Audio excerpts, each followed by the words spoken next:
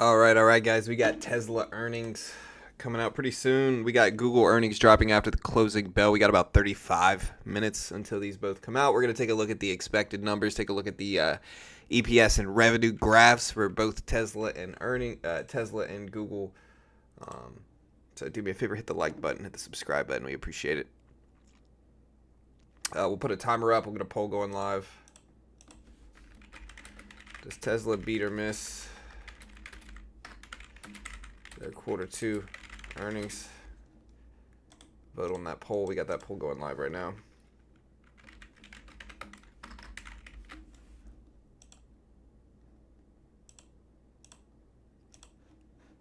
We'll get some music playing. We'll get a timer going.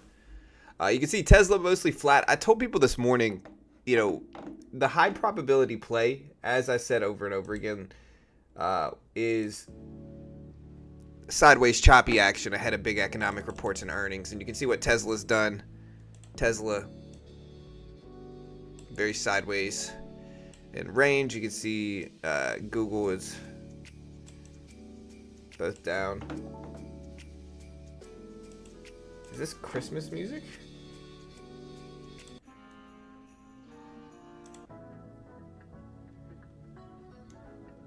I don't know why they got Christmas music playing.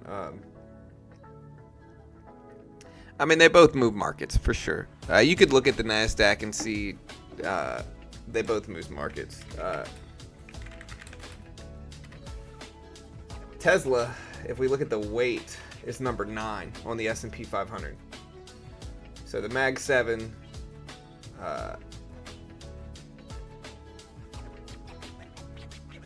includes Tesla most of the time in the S&P. If we take a look at the NASDAQ,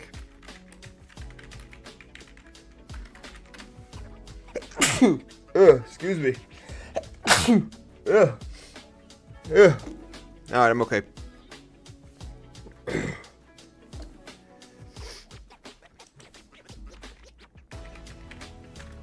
All right, if we look at the NASDAQ 100, Tesla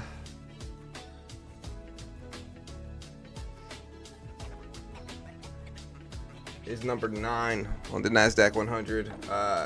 Google is number 7 and 8.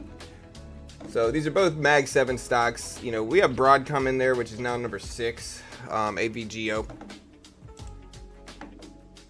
Thank you, chat. Appreciate the blessings.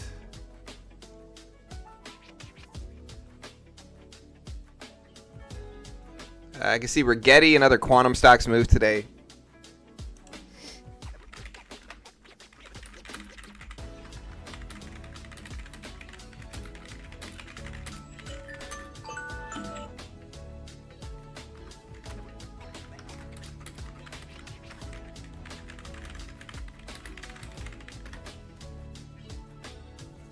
All right, let's get a timer up. All right, so some of the big stories today for Tesla deliveries. They delivered 384,000 EVs in Q2, down 13% year over year from Q2 last year, which was 444,000.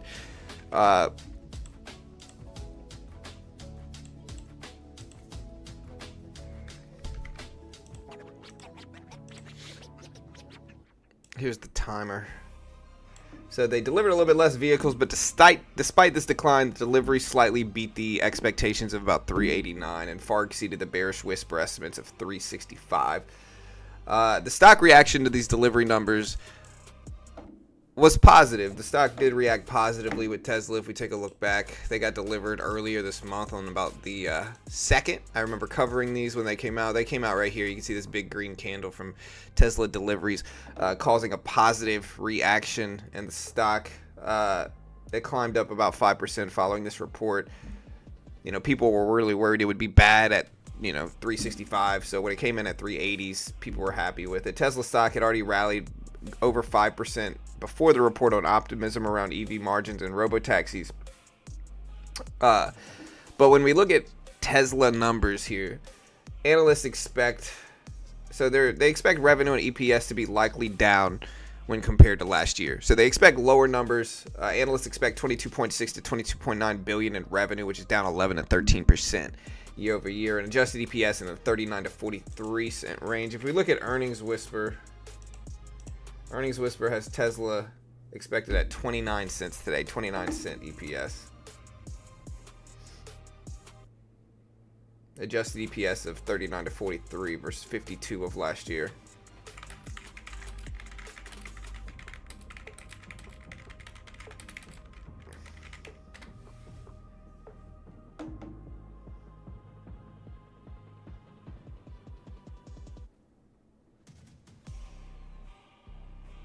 Yeah, so the Whisper unofficial street number, which often reflects internal sentiment, has Tesla Q2 EPS between 28 and 29 cents. Mainstream estimates from Wall Street and services like Bloomberg are sitting around 32 to 43 cents a share EPS for Tesla. Now, Google tried to go green on the day. It had a pretty good day. Tesla slightly green on the day as well. Whisper numbers incorporate late quarter softness, reflecting pressures from reduced EV tax credits, aggressive discounting, and softer demand. Official consensus might be below this, though.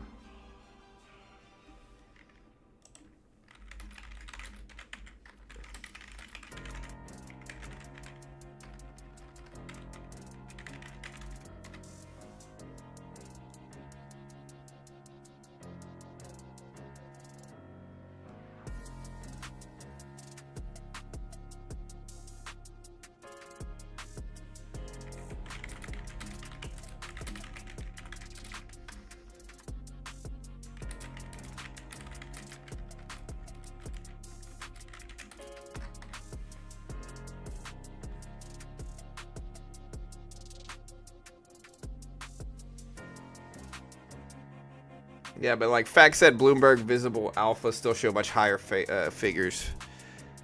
All right, so the White House just came out with some news that said the U.S.-Japan investment deal will focus partly on semiconductor design and fabrication, natural gas, and new shipbuilding yards.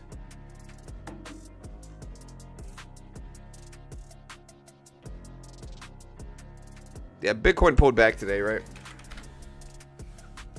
It started to actually early this morning. It's kind of flat.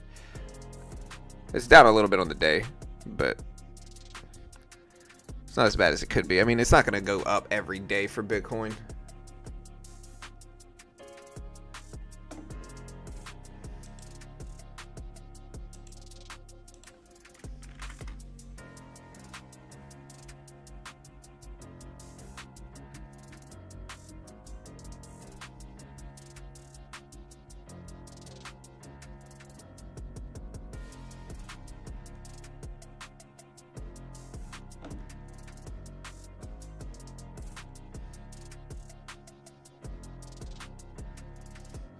Yeah, a lot of people are waiting on Tesla. We'll see what we get. Yeah, I set too many alarms on my phone.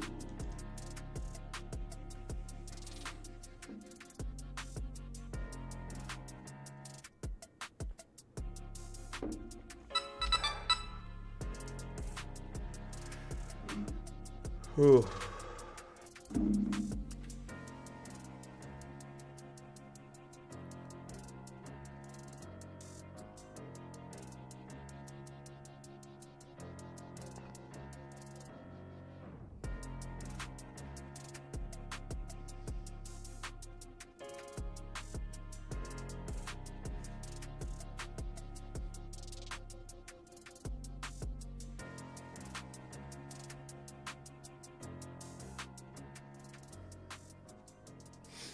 All right, guys, so we got this dip in Tesla. It's still green on the day. Google's starting to make its way back up.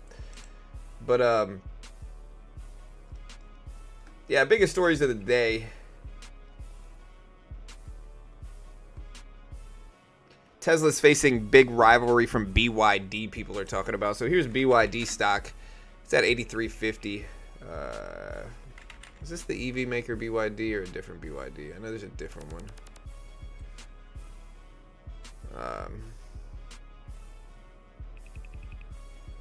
I'll have to look it up. I'm not really super familiar with BYD. I don't really watch it, but yeah.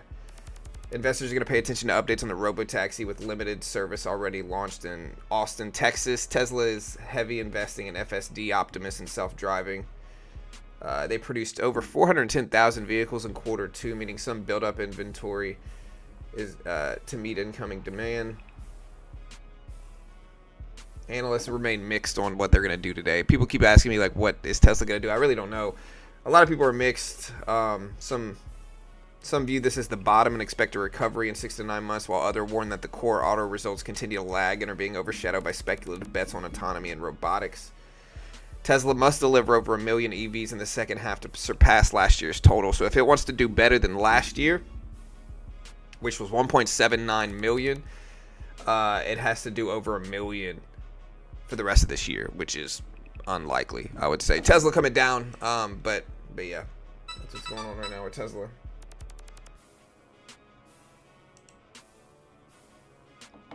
The earnings are after 4 p.m. I'll put this up on the bottom of the screen.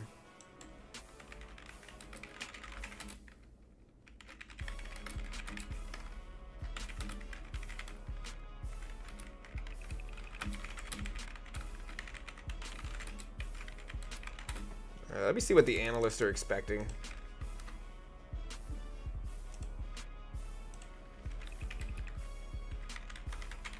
We'll go into Google in a second.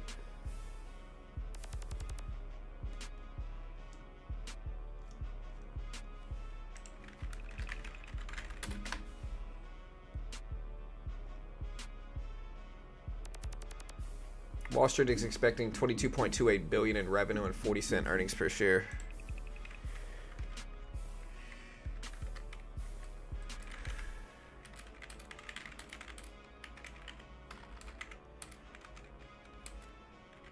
Revenue is expected around 22.28.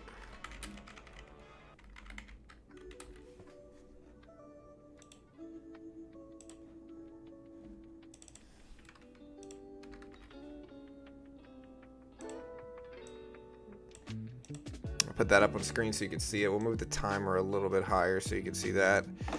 There we go.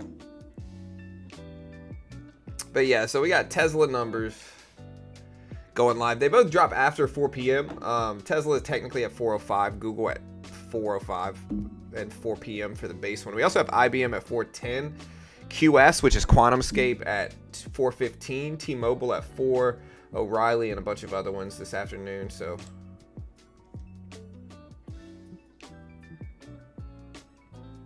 yeah, I mostly use AirPods, but I kind of switch back and forth.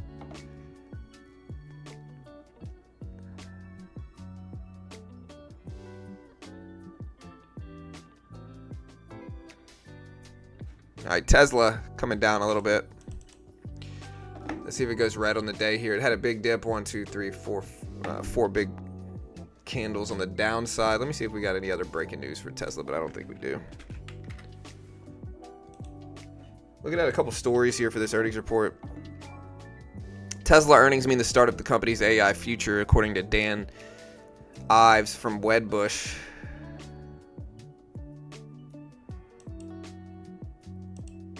Gainer in the green. It takes us to our eyes ahead as Alphabet and Tesla get ready to report in overtime in less than 1 hour.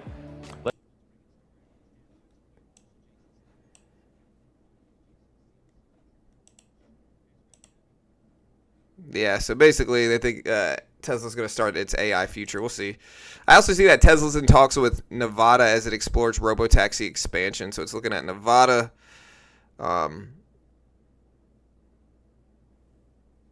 But it's slightly flat on the day. And this is like a nuance that you see a lot where you get mostly sideways choppy action leading into earnings. You can sometimes attack that's like the sideways choppiness. But I think IBM's interesting, but it's a company that I don't necessarily know about or watch as much anymore. You know.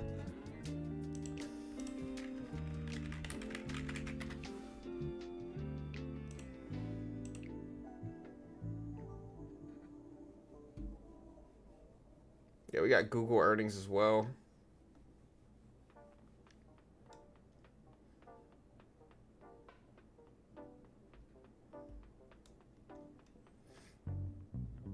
Google earnings will be interesting. Google earnings, the earnings call is at 4:30. They release at 4 o'clock, but Google earnings, the call is at 4:30.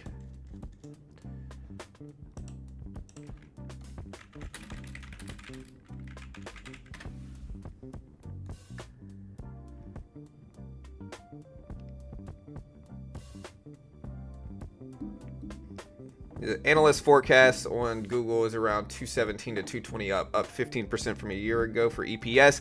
This factors in strong ad and cloud revenue. Revenue is expected between around 94 billion is what I'm showing, but actually I'm showing it's 79 billion.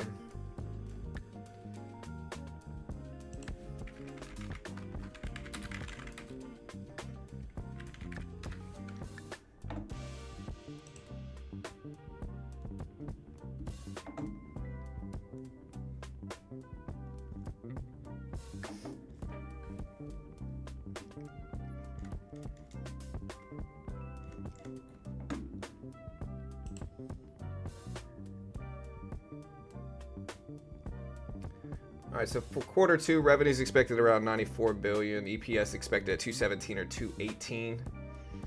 Advertising revenue expected to reach 69.6 billion, at 7.7% year over year. YouTube ad revenue expected to hit 9.5 billion. Cloud revenue expected to be a big growth driver, with revenue projected at 13.1, 26% year over year increase. Cloud operating income is expected to reach 2.2 billion.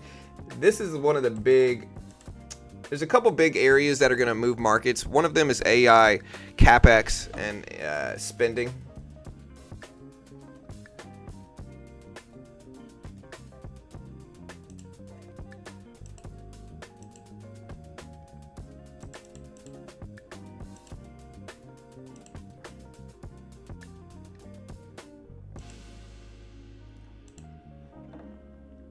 I'm trying to pop this out, but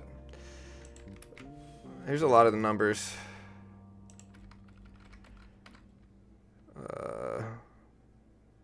Google Cloud Platform.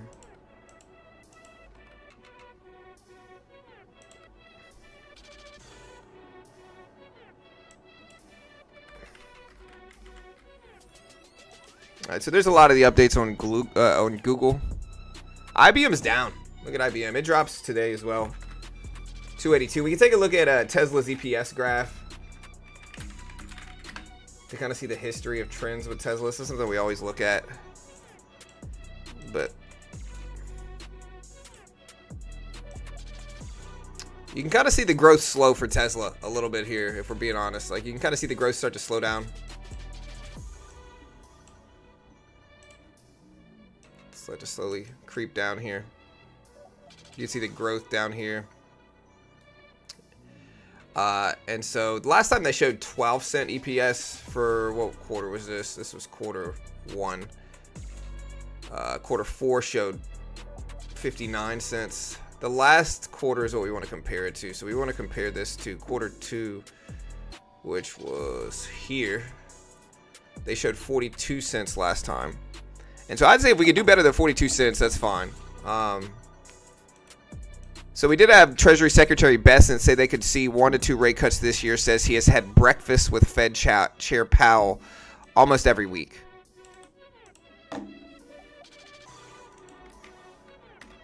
Did the president say anything regarding the big AI bill? Yeah, Bank of America sees Google EPS 217 to 221.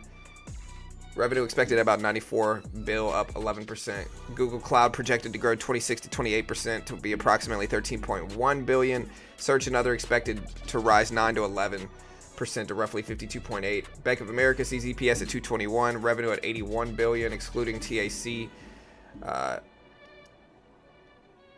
So there's 5 big things that'll move the stock really. It's AI monetization, how Gemini and AI are helping cloud, search, workplace, YouTube, operating margins, whether AI infrastructure costs have eroded profit, ad demand trends, particularly in generative AI context. Cloud outlook is always huge with Google. Reacceleration, margin expansion, enterprise uptake, and any updates on the Department of Justice ruling.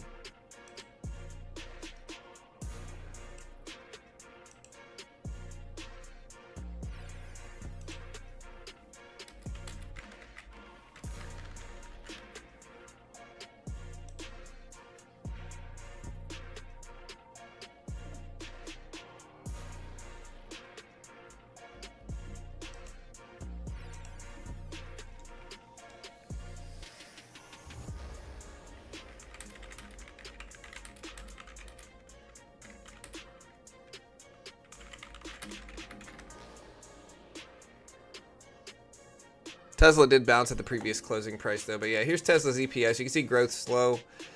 Quarter one they did 12 cents. They're expecting 25 to 40 cents today, really. Last quarter two was about 42 cents, and so if we could do that, that's a win. I think that's what a lot of traders are going to be looking at too in terms of EPS, is what we did last quarter for quarter one, or for 2024 quarter two. I mean, if we take a look at Tesla revenue, same thing. What we want to compare it to is quarter two 2025, and when we do that, quarter two 2025 was here, 25.5 billion. Today Tesla expects 22.61 billion. But if we can beat quarter two 2024, that's good. It doesn't look like we're going to, and again, you can kind of see the growth slow. You know, you can see the growth here for Tesla slowing. The question is, AI, robotics, you know, all that stuff gonna reignite Tesla as the big tech company it is, you know, and I think that's probably pretty plausible. I think, you know, people keep talking about Grok and, you know, X.com and AI and robotics, and I think that might be something that reignites Tesla in the future. I'm not saying it is, but that's what you want to watch for. That's what you want to listen for during this call.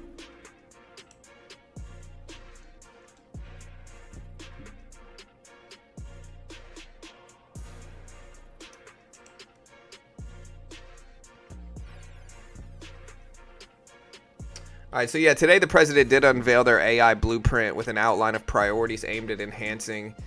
They released its AI action plan featuring around 90 strategic recommendations to boost AI development and exports. They delivered remarks.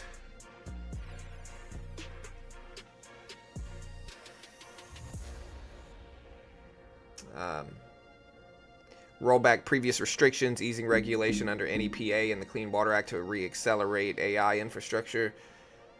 It's going to significantly broaden U.S. AI exports, including software and hardware, to allied nations. I see Reuters posted.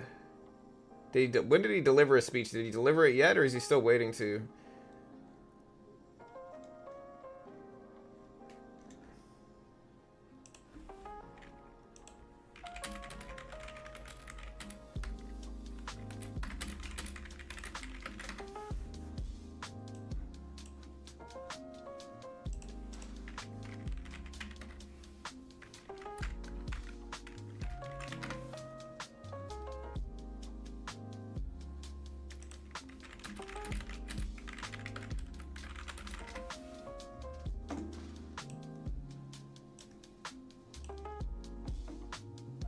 Back in 2008, he freaked all the ish out by saying he was going to raise, and everyone freaked. Yeah.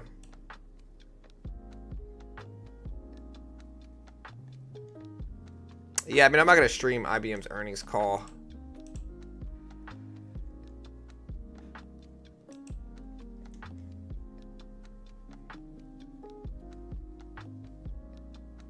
That's bid for break even. Yeah, we'll see what happens. You know. We got about 13 minutes left until the closing bell.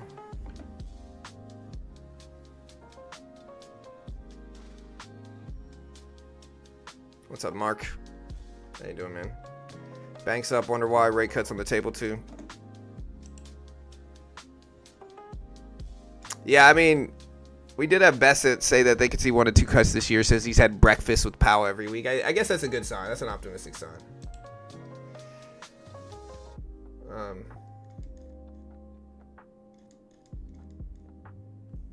He said I had breakfast with Chair Powell almost every week.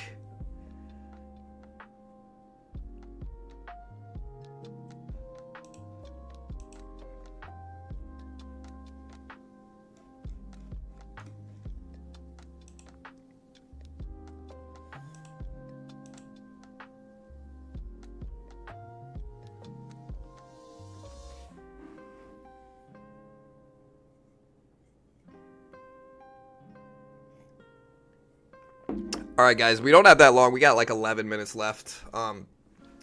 Again, just to give you some quick rundowns, Google expecting about 215 at the low end. That's what the whisper is, at least. Tesla expected 29 cents.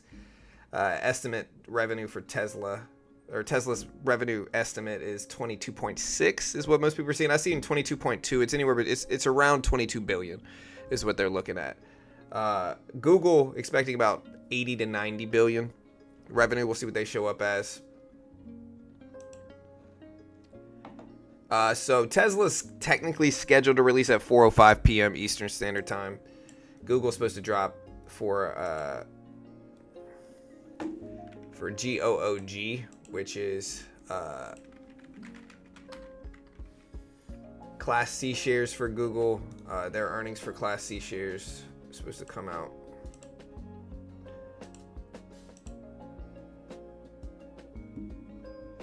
At 4:05, I think, for Class C. And then regular GOOGL, which is Class A, which have more voting rights, supposed to drop right at 4 o'clock. So, we'll see.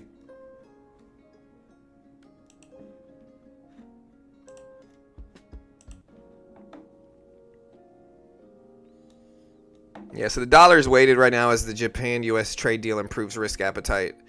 Markets are interesting today. Tomorrow we got jobless claims, unemployment, and more, and then next week's really busy. This week's been slow with economic reports. We got earnings, but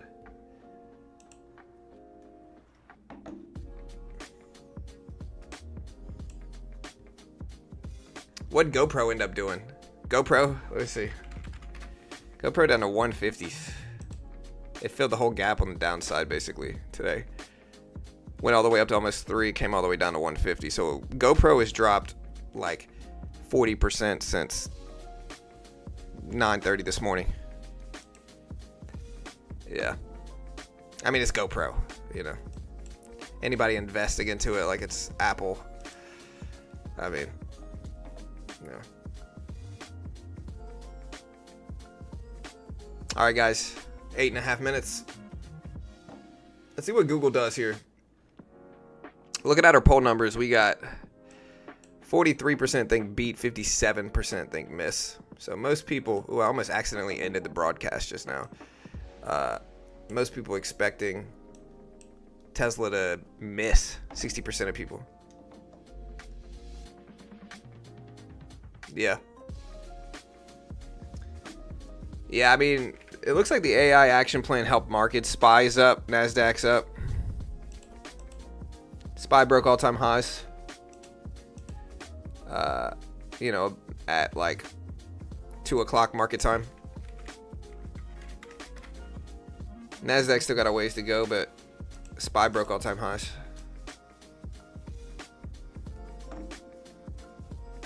Oil and bond yields. All right, we're at 65.50 for oil, which is, it's low, but it's not terribly low. It's kind of where oil producers want the price to be. They want it to be around where it's at now. They don't want it to be 80, 90 or below 60. They want it right around $65 to $75 a barrel. That's what they want. Apple had a good day.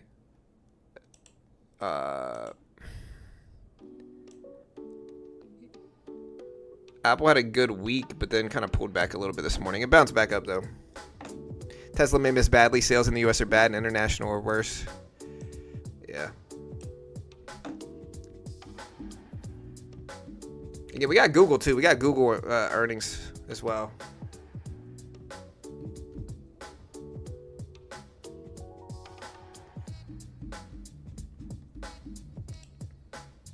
Most of these come out at 4:05. Tesla specifically is supposed to come out at 4:05. So really, we got like 12 minutes until they're technically scheduled to come out. But we'll see what they show up as.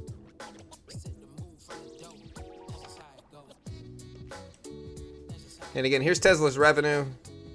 Here's Tesla's EPS. Their EPS has slowed dramatically, which is their margins. Just to put it into perspective, we can take a look at Google's numbers as well. Like here's Alphabet, same metrics here. Alphabet has a much nicer EPS chart. You can see their growth is much nicer. I mean, it makes sense. They have quantum chips coming out. They've got AI that they're building and stuff like that, as does Tesla. But Tesla's margins just have been struggling. But You know, Tesla, they're expecting about 215 to 225, I would say, for EPS today.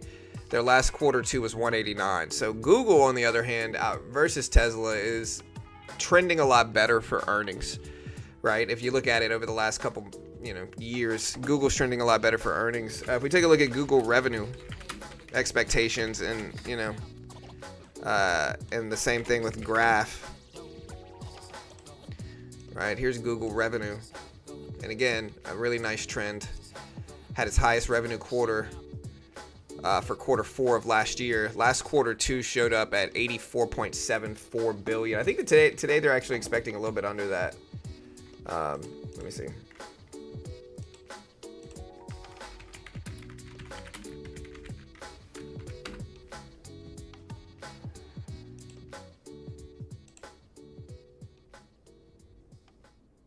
Yeah.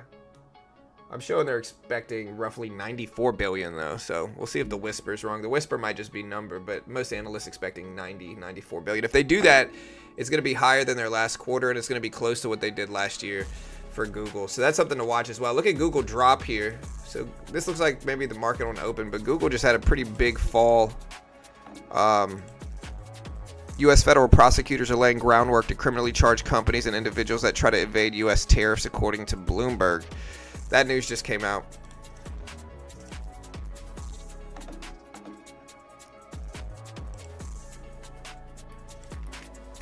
Yeah, so that news just dropped.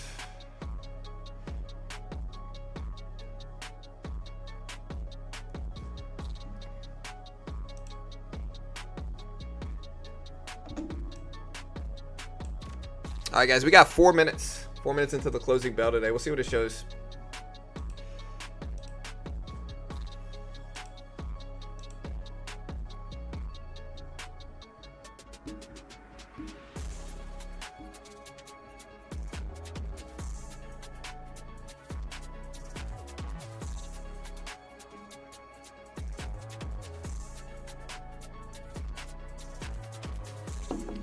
We'll see if Tesla moves. I don't know.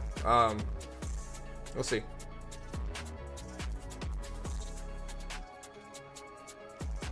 Do you guys think Tesla is gonna go up or down from earnings? Bull or bear on Tesla today? Asking the chat about Tesla right now. So let me know. Put it in chat. I'm curious. I see most people think Tesla's actually gonna miss in the chat for votes. We did a poll. Most people think Tesla's gonna miss, believe it or not. At least in our stream. Doesn't mean they're going to. Sometimes people are pessimistic. I like Tesla as a company, honestly. But it doesn't mean they're not going to miss. Got a dump, bearish, bears. So a lot of bears, honestly. More bears than I thought there would be. A miss is bullish. Yeah. All right, guys, we got 2.5 minutes left. Market's up, retail looking at the 4s.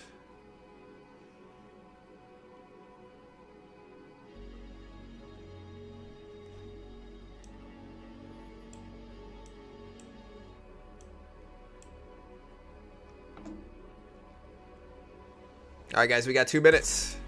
All right, what do y'all think on Google? Are you bullish or bearish on Google earnings? So we did Tesla. Boo those bears. Bullish on Google, bearish on Tesla.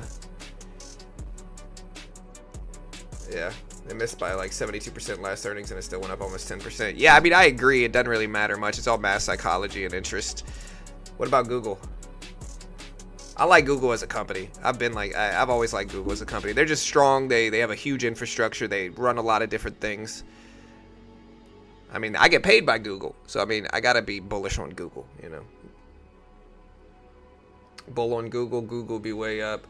Tesla report is scheduled to release 4:05 p.m. Eastern Standard Time. So Tesla is technically scheduled to come out in about 6 minutes. But we're going to cover everything that drops after the closing bell, as we always do. So we cover everything. We cover Google. We cover Tesla. We're going to cover IBM when it releases at 4:10. We got Chipotle. We got ServiceNow. We got QuantumScape, T-Mobile, O'Reilly, Las Vegas Sands. So we got a lot of stuff dropping after the close.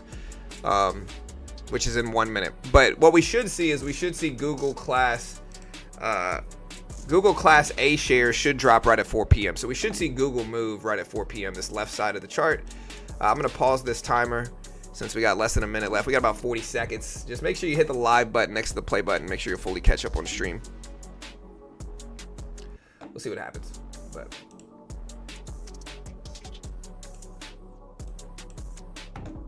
fundamentals aren't there for Tesla. Love Google. Beat or not, Tesla history says it still goes up. Tesla price only matters in terms of cap. Predict a $15 rip. Maybe. Gemini's favorite. I like Gemini AI too. All right, guys, 15 seconds. 15 seconds. Let's watch both of these. We'll see what happens here. Just be ready.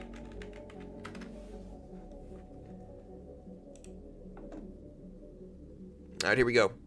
3, 2, 1. Here's the closing bell. Let's see if these move. All right, guys, there's the bell. Let's see what happens. Nothing for Google yet. You'll know when you'll see the candles move big when the earnings are released. So nothing yet. You can clearly tell nothing's happened yet.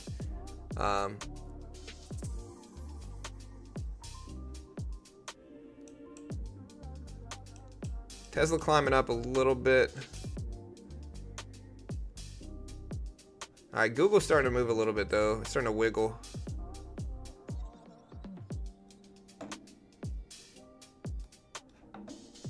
All right, waiting here, chat. Waiting for the earnings.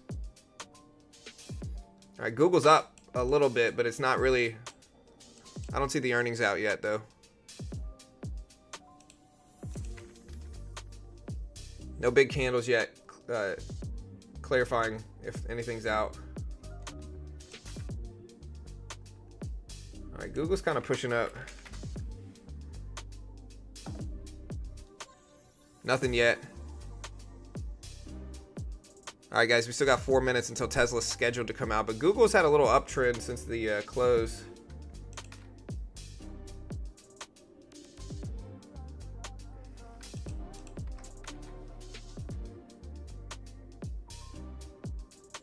Again, Tesla expected about 40 cents at the top of the range. Google expected about 220. Chipotle expected about 33 cents. ServiceNow.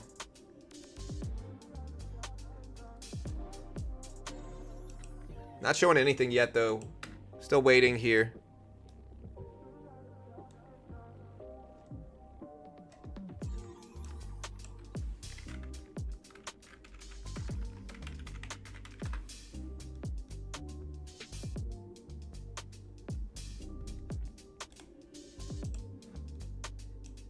All right, Tesla creeping around red.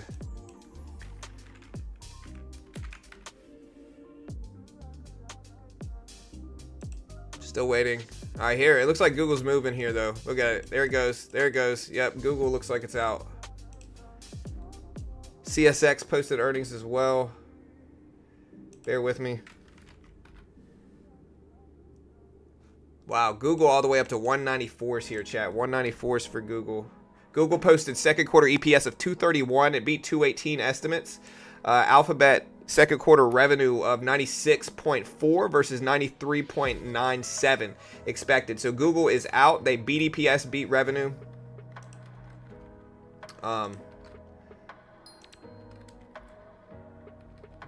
Yeah, so they expected 218.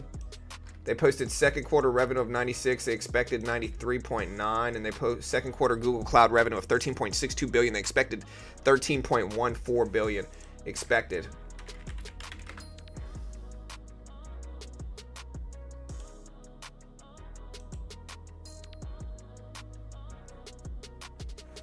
Went up a little bit, didn't react the most favorably, but it went up a little bit for Google. We also, again, I'll put the full string of data here in the chat for Google, but this is it right here. There's the big string, 231 versus 216, revenue of 96.4 versus 93.85. Estimates, Google Cloud revenue came in at 13.62 versus 13.14 expected, so better than expected. Ad revenue, 71.34 billion, search revenue 54.19 billion, but it's starting to retrace back down. We're still waiting on Tesla's numbers here, set to drop in about a minute.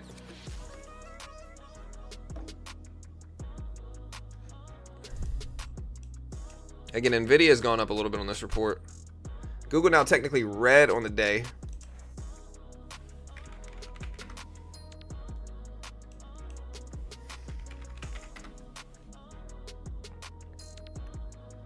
But yeah, we put all the numbers up in chat. Still waiting on Tesla. Got about a minute left, a little bit less than a minute.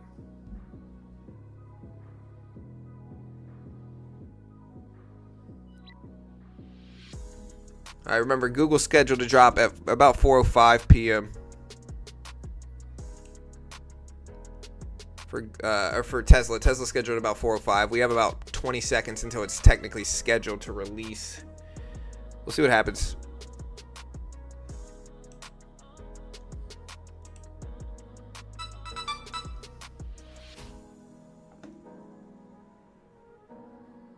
All right, here we go. Let's watch Tesla for a move here. Google coming down, trending down right now. All right, let's watch Tesla. All right, there's 3:05. This is when it was scheduled to come out for Tesla. I don't see anything yet, though,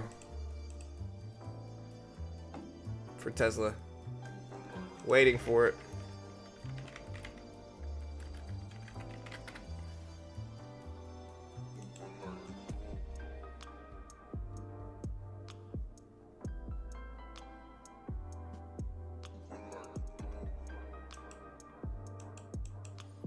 All right, so we're up a little bit here.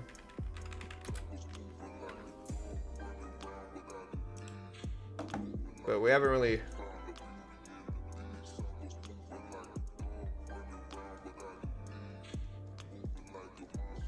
We're not really... All right, so Tesla's up some, but I don't really see much reaction here. Looks like the earnings might be out. Let's see if we can find it. I don't see anything yet. See, Tesla's talking to Nevada about expansion.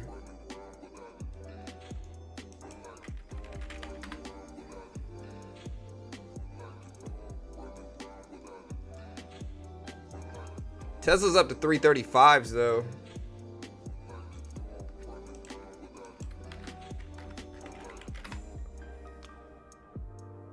Everybody's still waiting on earnings.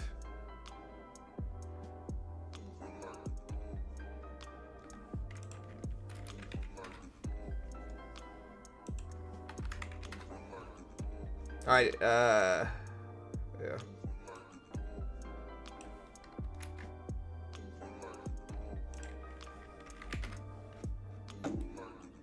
I don't see anything for Tesla.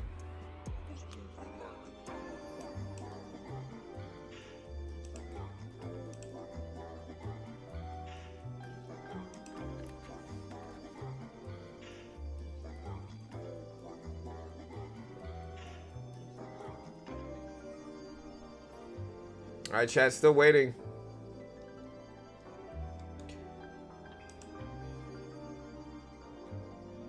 For Tesla, nothing yet. Looks like they're a little bit late. All right, so look at the wiggle a little bit. Tesla's starting to wiggle. Google's down pretty significantly here. I'm gonna put the Google numbers up in chat right now. But I thought the numbers were pretty good for Google. I thought the 96.43 is very similar to the highest revenue quarter ever for them. 96.46. Yeah, so Google was only not that far away from their best quarter ever for revenue. EPS showed 231, which was better than the last year as well. So cloud revenue came in at 13.624. We're still waiting on Tesla.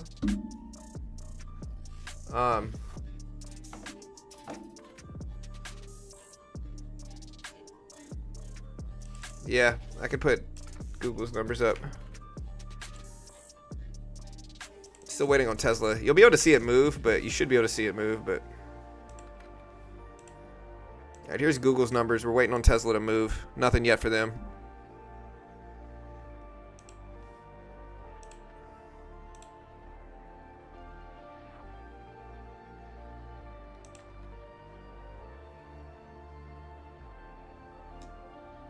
Everybody's still waiting for Tesla.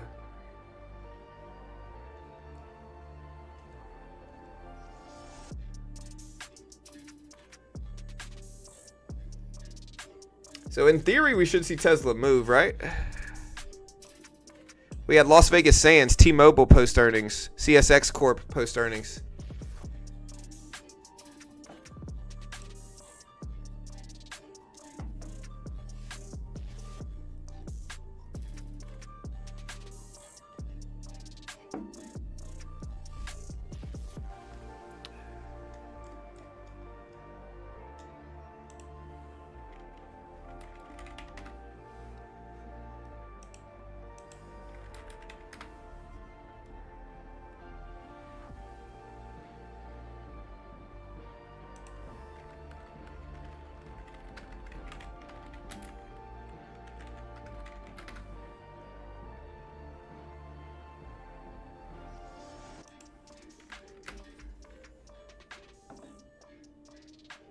Yeah, everybody's still waiting on Tesla.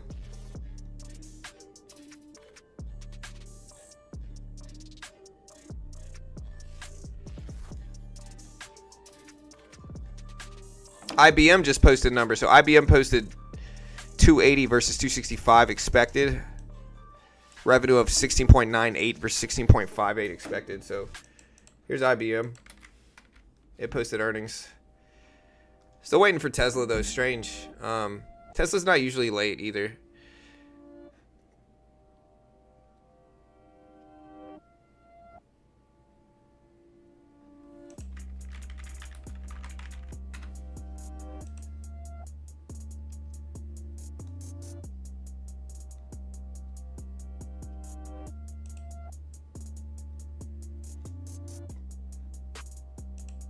Yeah, just to show you. I mean, here's the Tesla investor relations site.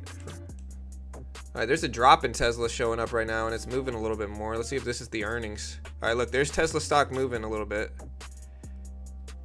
Because look, here's the investors relations site. Nothing here. All right, this looks like the earnings are out. Tesla's falling down now. Let's see if we can find it. All right, Tesla posted just now. Second quarter adjusted EPS 40 cents a share versus 42 expected. Second quarter revenue at 22.5 versus 22.64. Follow me, guys, if you haven't already.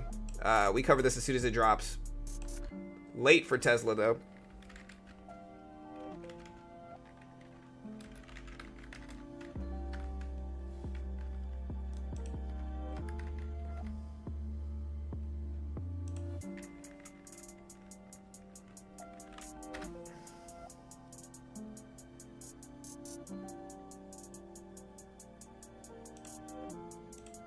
All right, so again, Tesla posted 40-cent adjusted EPS versus 42 cents expected. Revenue of 22.5 versus 22.64. Tesla honestly reacting really favorably to this. They're up to 338 right now, causing Google to bounce back a little bit as well here. But yeah, better than expected EPS and revenue. Or they missed revenue. Actually, a lot of people saying they missed. It depends on which numbers you had them up as. I was showing Tesla they expected it between like 35 to 40 cents. So 40 cents is at the upper range. Sales 22.5 versus 22.8 expected, but these are all relatively flat numbers. Neither of these have really influenced markets a ton. Google's starting to bounce back. Tesla is now down after going up originally from the earnings report.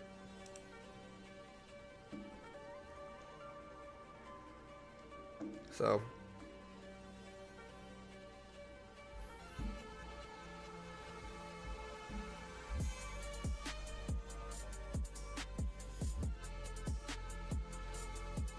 yeah, we can take a look at Tesla's report here if you guys want to take a look at it. Let's find it.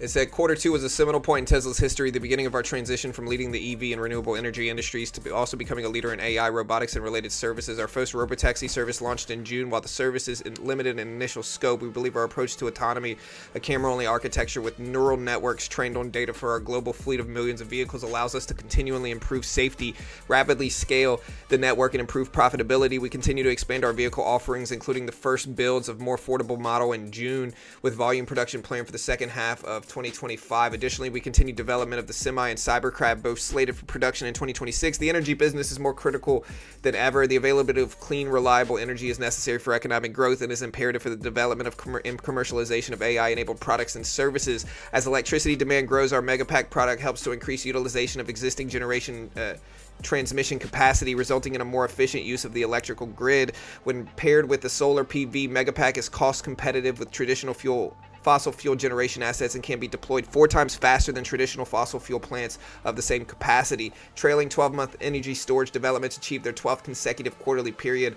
Despite a sustained uncertain macroeconomic environment resulting from shifting tariffs, unclear impacts from changes to fiscal policy and political sentiment, we continue to make high-value investments in CapEx and R&D while ensuring a strong balance sheet. Our priorities remain the same, delivering affordable and compelling autonomy-capable models that maximize our global fleet of vehicles as our autonomy software continues to rapidly progress, growing the energy business and advancing our robotic efforts. end quote.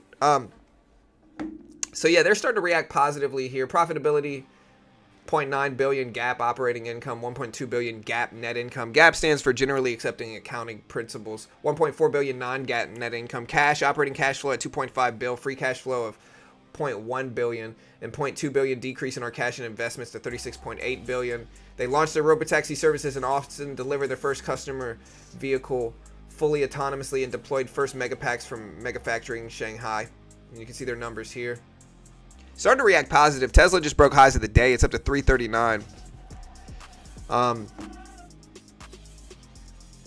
But yeah, they had a decline in vehicle deliveries, lower regulatory credit revenue, reduced vehicle average selling price due to mixed decline in energy generation and storage revenue due to lower ASP, and growth in services and others. So in June, we launched Robotaxi in the first city, Austin, with a safety rider. We will further improve and expand the service, more vehicles covering a large area eventually without a safety rider, while testing in other U.S. cities in anticipation of additional launches. Our effort to refine the Robotaxi offering in Austin are not location specific and will allow us to scale to other cities quickly with marginal investment. We achieved the world's first autonomously delivered vehicle to a customer with a new production Model Y, driving itself 30 minutes from the factory across town to its new owner's home, including on highways. We expanded AI training to compute with an additional 16K H200 GPUs at the Gigafactory, Texas, bringing Cortex to a total of 67K H100 equivalents. So that's good. Yeah, I mean, Tesla, mostly a positive reaction here.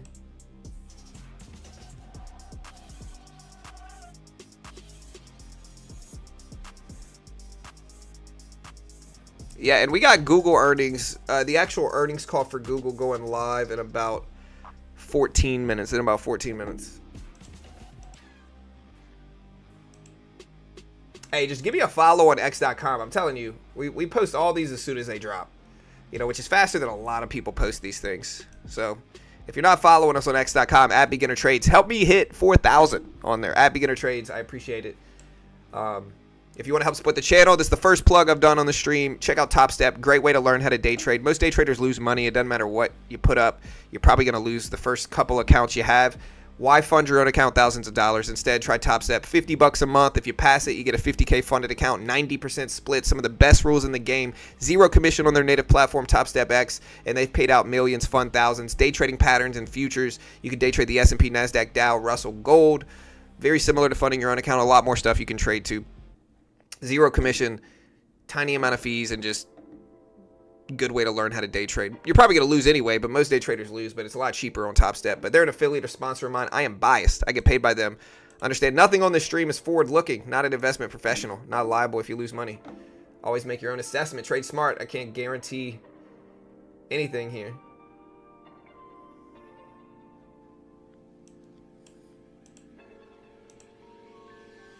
Let me put it in sub-only mode as well here.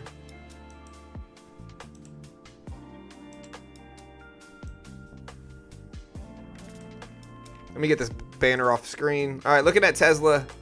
It's trying.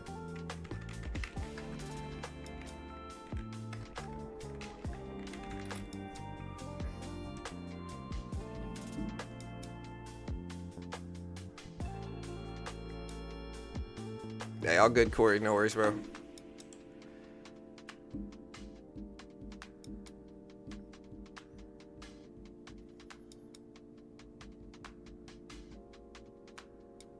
All right, Tesla shares pulling back. Google coming back up a little bit, though.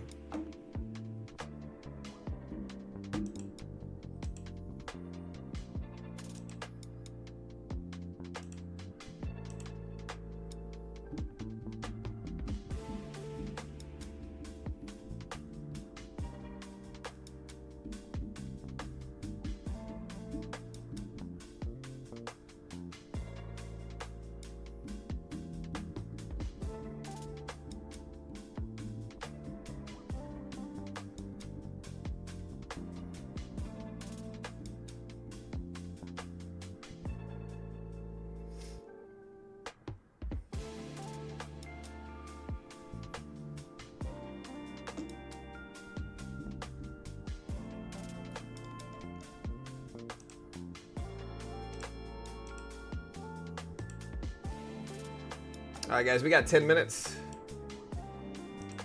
until the Google earnings. We're gonna retitle the stream, get ready for Google.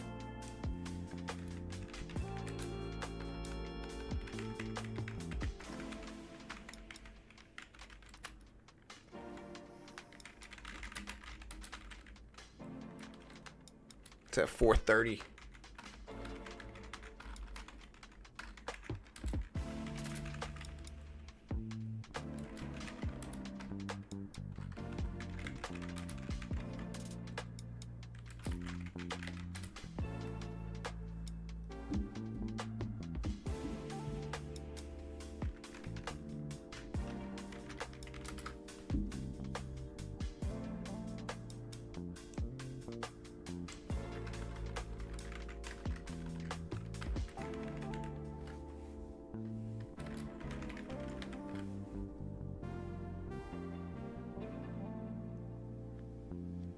Yeah, Tesla shares still up almost 1% at this point in time, but not a lot.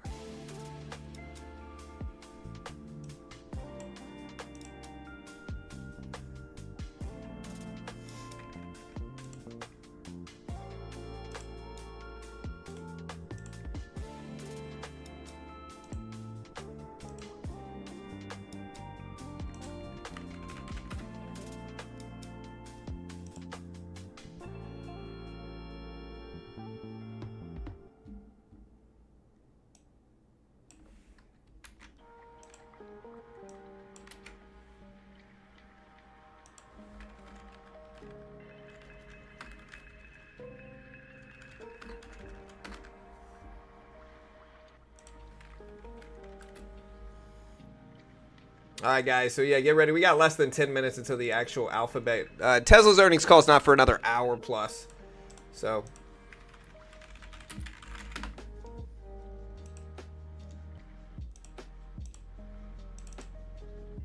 I'm just gonna pivot to that one.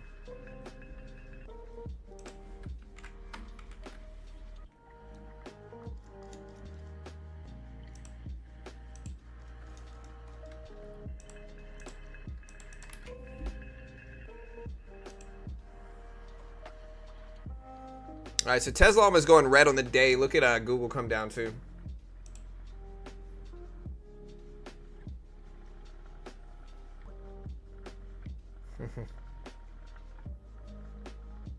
Tesla reveals 0 Bitcoin sold. Good enough. Yeah, I mean.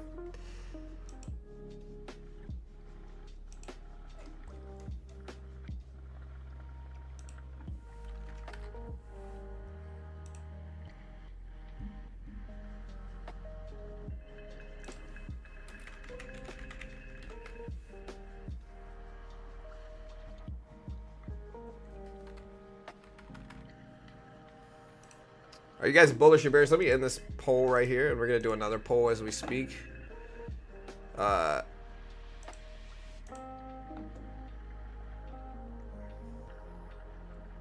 We don't really have any big earnings for the rest of this week. Let me do another poll though.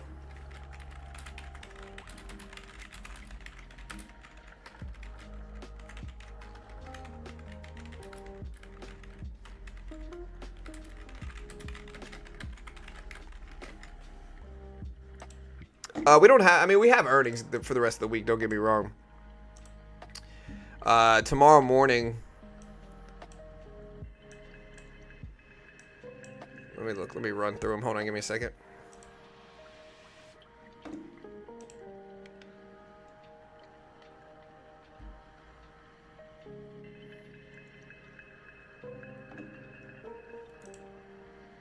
Tomorrow morning, we got American Airlines, Blackstone, Dow, Southwest, Nokia, Honeywell, Valero, Flex, Keurig, NASDAQ, West Pharmaceutical, Union Pacific, CNX, CX, TriPoint Homes, CenterPoint Energy, a couple other ones. A lot of other ones, honestly. We got a lot of earnings tomorrow, but nothing big. And then most of the earnings that are big are going to come out next week. So we got, like, next week we got like Apple, Amazon, Microsoft, Meta. Next week's kind of the busier week. This week we just have Tesla and Google today. And that's it, basically, this week in terms of Mag 7 earnings. The other big ones are next week. And then Nvidia is obviously the biggest one.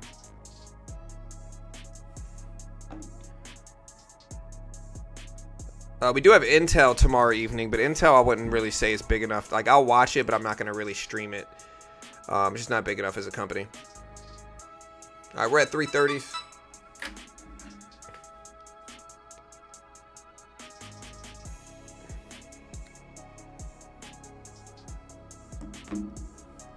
Yeah, Friday morning we got a bunch of small banks, but nothing major.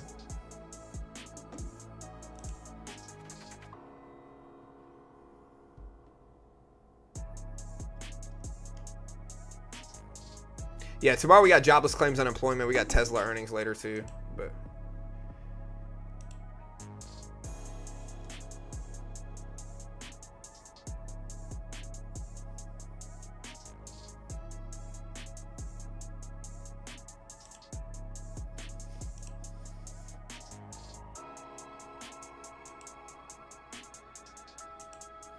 all right, look at Tesla come back down here. We got 5 minutes before the actual Google earnings call starts. Let me switch my headphones out.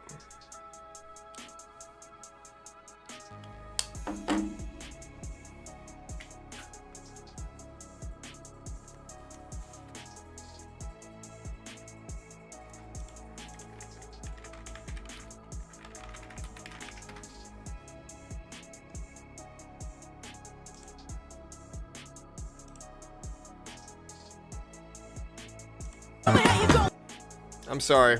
Yep.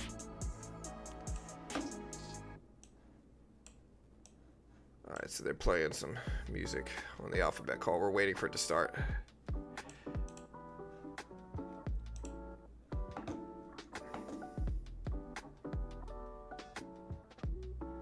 Hey, what's up, Cupcake? I appreciate it, man. Yeah, I mean, I usually cover earnings. I cover Mag 7 earnings during earnings season. I'm not one of those people that are going to stream every big earnings call. But I'll stream like Tesla, Apple, Amazon, Nvidia, you know. Some other ones sometimes too. It just depends on if it fits my schedule. Yeah, next week's interesting because next week we got a crazy amount of stuff coming out. Next week we have like GDP data, PCE data, payroll data, unemployment data, jobless claims. We've got ISM manufacturing PMI data. We've got all the big earnings reports except for Nvidia next week. So like we got the Fed meeting on Wednesday next week as well. So like we really have like a lot of stuff going on next week every single day. It's going to be busy. So it's an interesting week for sure. It's kind of consolidated all to next week in terms of like the big economic reports. Tomorrow we got jobless claims, unemployment. We're going to be live streaming that, of course, like we always do at 8:30. But once a quarter out, I'll stream earnings a little bit. But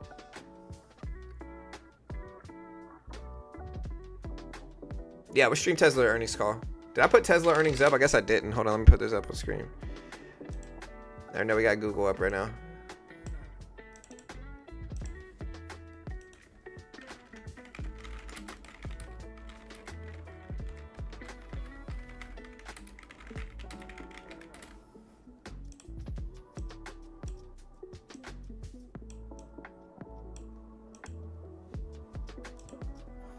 Look at Tesla come all the way back down to 328.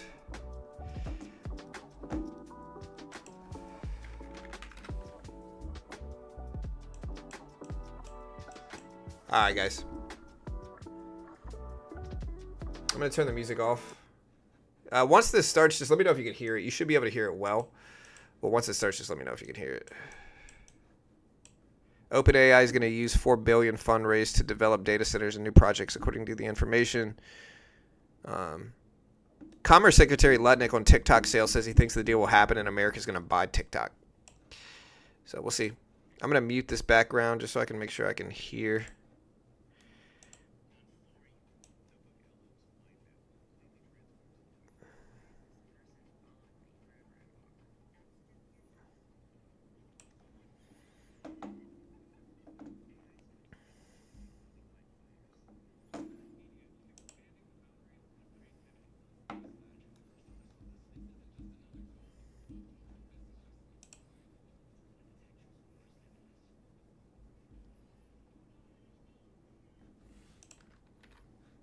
All right, I think the call's about to start right now. They've got their cheesy hold music up, but I think the call's about to start. Bro, they are loud. So I'm just preparing you. This is loud. It's loud in my headphones, so I know it's going to be loud in y'all's. Just if it's not loud enough when it starts, tell me.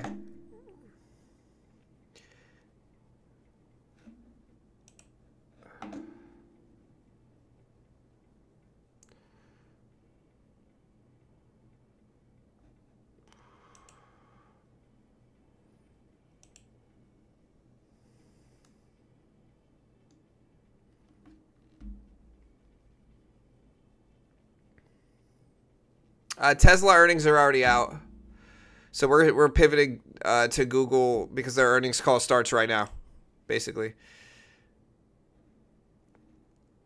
And yeah, we got it up. I think it's about to start right now. Welcome, everyone. Thank you for standing by for the Alphabet second quarter 2025 earnings conference call. At this time, all participants are in a listen-only mode. After the speaker presentation, there will be a question and answer session. To ask a question during the session, you will need to press star 1 on your telephone. I would now like to hand the conference over to your speaker today, Jim Friedland, Head of Investor Relations. Please go ahead. Thank you. Good afternoon, everyone, and welcome to Alphabet's second quarter 2025 earnings conference call. With us today are Sundar Pichai, Philip Schindler, and Anat Ashkenazi. Now, I'll quickly cover the safe harbor. Some of the statements that we make today regarding our business, operations, and financial performance may be considered forward-looking. Such statements are based on current expectations and assumptions that are subject to a number of risks and uncertainties. Actual results could differ materially. Please refer to our Forms 10-K and 10-Q, including the risk factors. We undertake no obligation to update any forward-looking statement. During this call, we will present both GAAP and non-GAAP financial measures. A reconciliation of non-GAAP to GAAP measures is included in today's earnings press release, which is distributed and available to the public through our investor relations website located at abc.xyz/investor. Our comments will be on year-over-year comparisons unless we state otherwise. And now, I'll turn the call over to Sundar. Thanks, Jim. Good afternoon, everyone. Q2 was a standout quarter for us, with robust growth across the company. As you saw at I/O, we are leading at the frontier of AI and shipping at an incredible pace. AI is positively impacting every part of the business, driving strong momentum. This quarter, Search delivered double-digit revenue growth. Our new search features continue to perform well. AI Mode has launched in the US and India and is going well, while AI Overviews now has over 2 billion monthly users across more than 200 countries and territories and 40 languages. I'll give some more details on search in a moment. We continue to see strong performance in YouTube as well as subscriptions, reflecting great momentum across these high-growth businesses. In the US, Shorts now earn as much revenue per watch hour as traditional in-stream on YouTube. And in some countries, it now even exceeds in-stream's rate. Cloud had another great quarter of strong growth in revenues, backlog, and profitability. Its annual revenue run rate is now more than $50 billion. We are seeing significant demand for our comprehensive AI product portfolio. Of course, this is all possible because of the long-term investments we have made in our differentiated, full-stack approach to AI. This spans AI infrastructure, world-class research, models and tooling, and our products and platforms that brings AI to people all over the world. I'll briefly touch on the AI stack before turning to quarterly highlights. First, AI infrastructure. We operate the leading global network of AI-optimized data centers and cloud regions. We also offer the industry's widest range of TPUs and GPUs, along with storage and software built on top. That's why nearly all Gen AI unicorns use Google Cloud. And it's why a growing number, including leading AI research labs like Safe Superintelligence and Physical Intelligence, use TPUs specifically. Our AI infrastructure investments are crucial to meeting the growth and demand from cloud customers. Next, world-class AI research, including models and tooling. We continue to expand our Gemini 2.5 family of hybrid reasoning models which provide industry-leading performance in nearly every major benchmark. In addition to improving our popular workhorse model Flash, we debuted an extremely fast flashlight version. We achieved gold medal level performance in the International Math Olympiad using an advanced version of Gemini with DeepThink. We can't wait to bring DeepThink to users soon. We have some of the best models available today at every price point. Our 2.5 models have been a catalyst for growth, and 9 million developers have now built with Gemini. I also want to mention VO3, our state-of-the-art video generation model. It's been a viral hit, with people sharing clips created in the Gemini app and with our new AI filmmaking tool, Flow. Since May, over 70 million videos have been generated using VO3. And we recently introduced a feature in the Gemini app to turn photos into videos, which people absolutely love. It's also rolling out to Google Photos users starting today. Third, our products and platforms. We are bringing AI to all our users and partners through surfaces like Workspace, Chrome, and more. The growth in usage has been incredible. At I/O in May, we announced that we processed 480 trillion monthly tokens across our surfaces. Since then, we have doubled that number, now processing over 980 trillion monthly tokens, a remarkable increase. The Gemini app now has more than 450 million monthly active users, and we continue to see strong growth and engagement, with daily requests growing over 50% from Q1. In June alone, over 50 million people used AI-powered meeting notes in Google Meet. And powered by VO3, our new short video product in Workspace called Google Vets reached nearly 1 million monthly active users. This month at Samsung Galaxy Unpacked, we announced new Android and AI features that are available on Samsung's latest devices. And we are really pleased with the growth in subscriptions, which got a boost from our Google AI Pro and Ultra plans. Now some key highlights from Search, Cloud, YouTube, and Waymo for the quarter. First up, this is an incredibly exciting moment for search. We see AI powering an expansion in how people are searching for and accessing information, unlocking completely new kinds of questions you can ask Google. Overall queries and commercial queries on search continue to grow year over year. And our new AI experiences significantly contributed to this increase in usage. We are also seeing that our AI features cause users to search more as they learn that search can meet more of their needs. That's especially true for younger users. Let me go deeper on our new search experiences. We know how popular AI overviews are because they are now driving over 10% more queries globally for the types of queries that show them. And this growth continues to increase over time. AI overviews are now powered by Gemini 2.5, delivering the fastest AI responses in the industry. We also saw strong growth in the use of multimodal search, particularly the combination of Lens or Circle to Search together with AI overviews. This growth was most pronounced among younger users. Our new end-to-end AI search experience, AI Mode, continues to receive very positive feedback, particularly for longer and more complex questions. It's still rolling out, but already has over 100 million monthly active users in the US and India. We plan to keep enhancing the AI Mode experience for users by shipping great features fast. That includes our advanced research tool, Deep Search, and more personalized responses. Next, Google Cloud.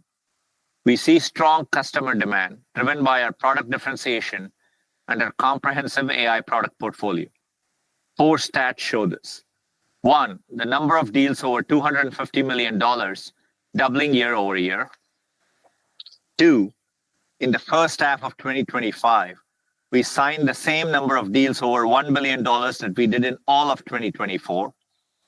3, the number of new GCP customers increased by nearly 28% quarter over quarter. 4, more than 85,000 enterprises, including LVMH, Salesforce, and Singapore's DBS Bank now built with Gemini, driving a 35x growth in Gemini usage year over year. Our models are served on our AI infrastructure, which offers industry-leading performance and cost efficiency for both training and inference.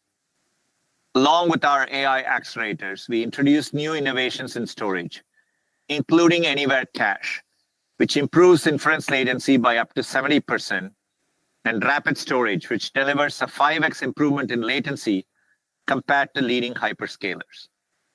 In addition, we have optimized AI software packages, including PyTorch and JAX, with full open source supports for various AI training and serving demands.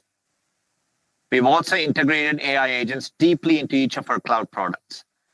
Wayfair is leveraging our databases integrated with AI to streamline data pipelines and deliver more personalized customer experiences.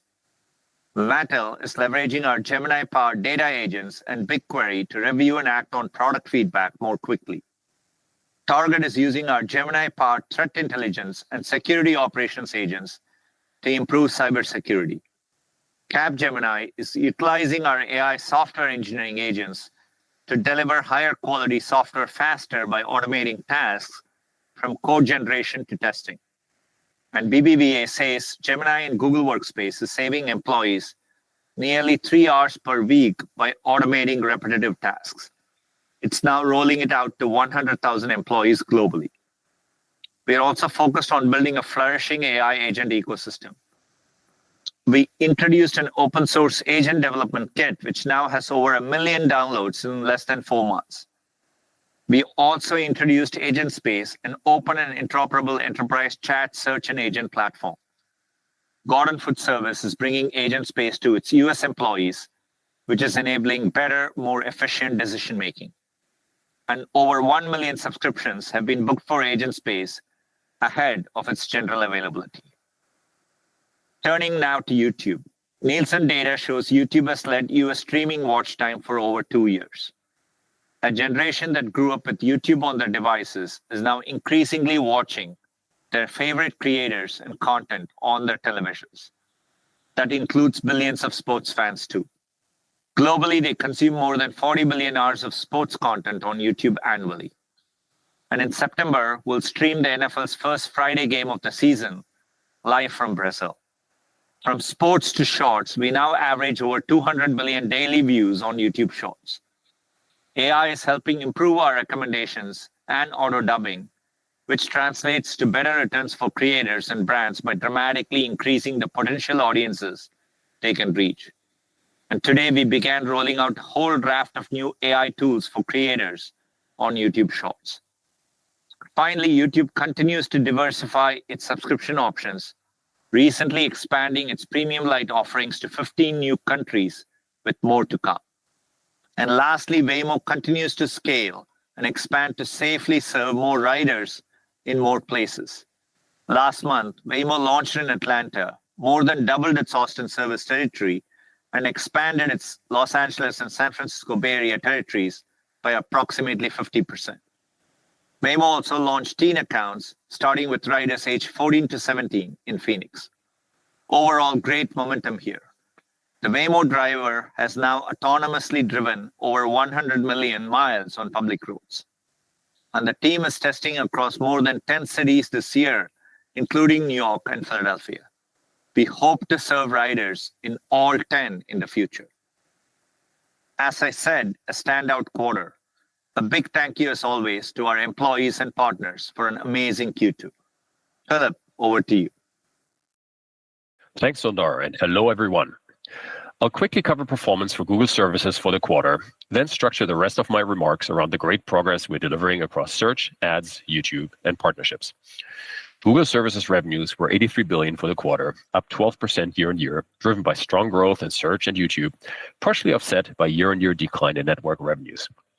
To add some further color to our results, the 12% increase in search and other revenues was led by growth across all verticals, with the largest contributions from retail and financial services. YouTube saw similar performance across verticals. Its 13% growth in advertising revenues was driven by direct response, followed by brand. Starting with search and other revenues, which delivered over $54 billion in revenue for the quarter. Shifts like AI are what propels our industry forward. Gemini's native multimodality is helping bring the offline audio and visual world back into the online world, creating a number of opportunities for search. Let me share a few examples. Take visual queries. Google Lens searches are one of the fastest growing query types on search and grew 70% since this time last year. The majority of Lens searches are incremental, and we're seeing healthy growth for shopping queries using Lens. And you can obviously take this to the next level by moving from image to video-based capabilities like Search Live.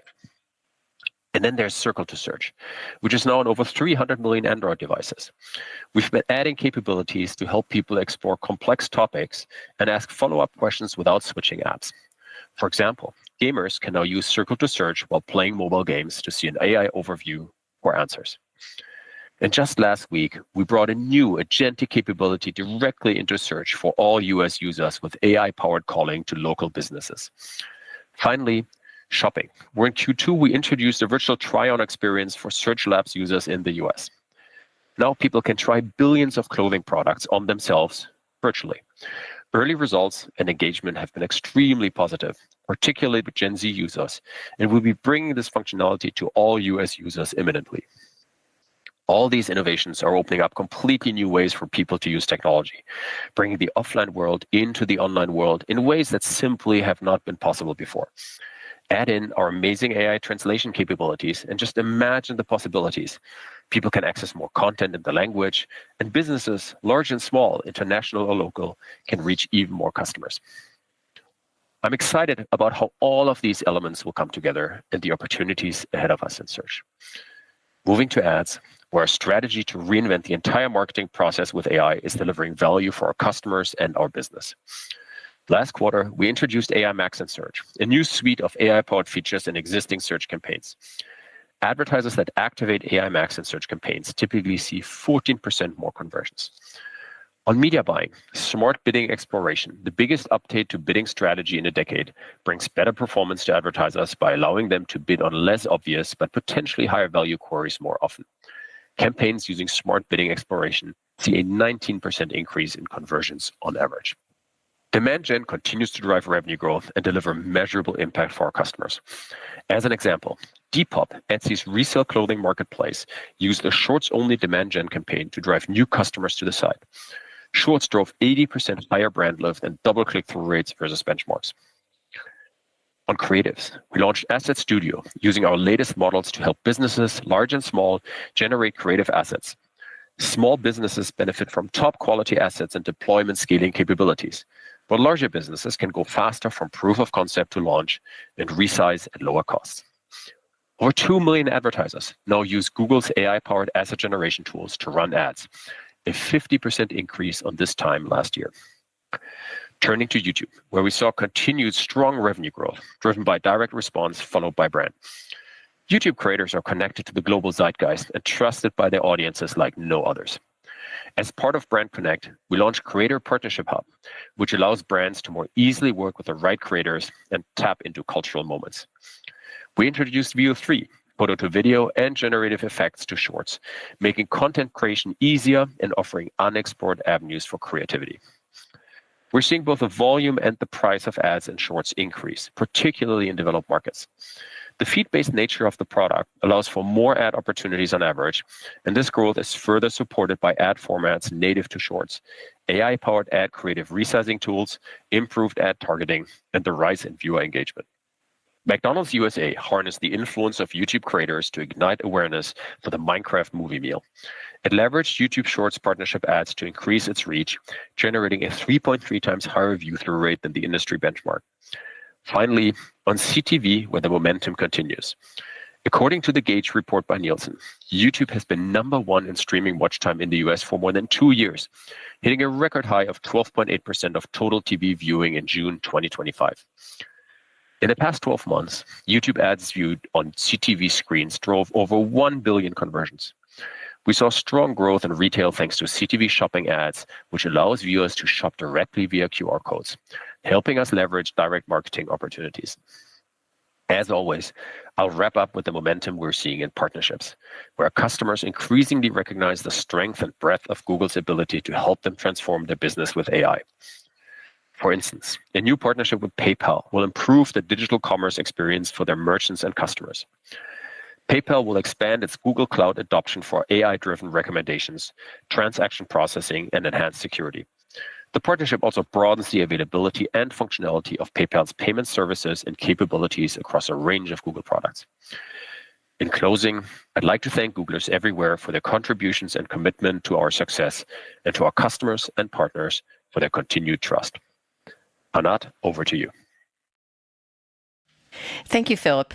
My comments will focus on year-over-year comparisons for the second quarter, unless I state otherwise. I will start with results at the Alphabet level, and will then cover our segment results. I'll end with some commentary on our outlook for the second half of 2025. We had another solid quarter in Q2. Consolidated revenue of $96.4 billion increased by 14%, or 13% in constant currency. Search and YouTube advertising, subscription platforms and devices, and Google Cloud each had double-digit revenue growth this quarter, reflecting strong momentum across the business. Total cost of revenue was $39 billion, up 10%. Tech was $14.7 billion, up 10%, and other costs of revenue was $24.3 billion, up 10%, with the increase primarily driven by content acquisition costs, largely for YouTube, followed by depreciation. Total operating expenses increased 20% to $26.1 billion. The biggest driver of growth was expense for legal and other matters, which reflected the impact of $1.4 billion charge related to a settlement in principle of certain legal matters. R&D investments increased by 16%, primarily driven by increases in compensation and depreciation expenses. Sales and marketing expenses increased 5%, primarily reflecting an increase in advertising and promotional expenses. Operating income increased 14% this quarter to $31.3 billion, and operating margin was 32.4%. Operating margin benefited from strong revenue growth and continued efficiencies in our expense base, partially offset by the legal charge I mentioned earlier, and a significant increase in depreciation expense. Net income increased 19% to $28.2 billion, and earnings per share increased 22% to $2.31. We generated free cash flow of $5.3 billion in the second quarter and $66.7 billion for the trailing 12 months. Free cash flow in the second quarter was affected by a sizable sequential increase in CapEx and cash tax payments, as we make federal tax payments in the second quarter for both Q1 and Q2. We ended the quarter with $95 billion in cash and marketable securities. Turning to segment results, Google Services revenues increased 12% to $82.5 billion, reflecting strength in Google Search and YouTube advertising and subscriptions.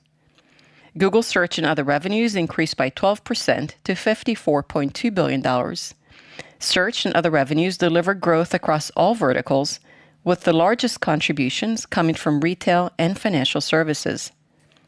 YouTube advertising revenues increased 13% to $9.8 billion, driven by direct response advertising, followed by brand. Network advertising revenue of $7.4 billion were down 1%.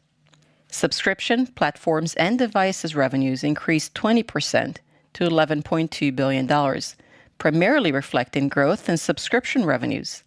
This growth was driven by YouTube's subscription offerings, followed by Google One, with growth in paid subscriptions being the biggest driver of revenue growth.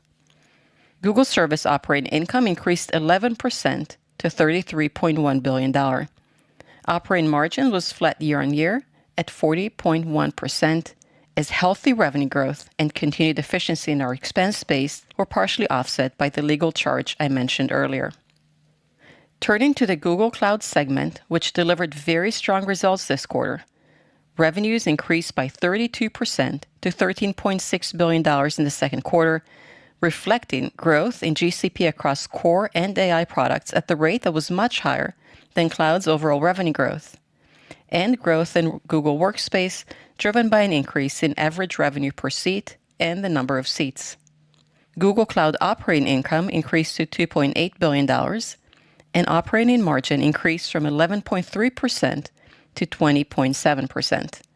The expansion in Cloud operating margin was driven by strong revenue performance and continued efficiencies in our expense base, partially offset by higher technical infrastructure usage costs, which includes the associated depreciation. As we ramp our AI investments, we continue to focus on driving improvements in productivity and efficiency to offset growth in technical infrastructure-related expenses, particularly from higher depreciation. Google Cloud backlog increased 18% sequentially in Q2 and 38% year-over-year, reaching $106 billion at the end of the quarter. This growth was driven by strong demand for our products and services from both new and existing customers. As Sundar mentioned, we have signed multiple billion-dollar-plus deals in the first half of the year. As to our other bets, in the second quarter, revenue were $373 million, and operating loss was $1.2 billion. Within other bets, we're allocating more resources to businesses like Waymo, where we see opportunities to create additional value.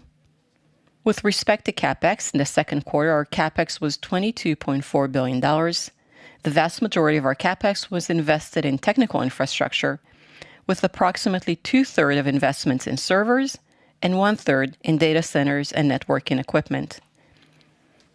In Q2, we returned capital to shareholders through repurchase of stock of $13.6 billion and dividend payments of $2.5 billion.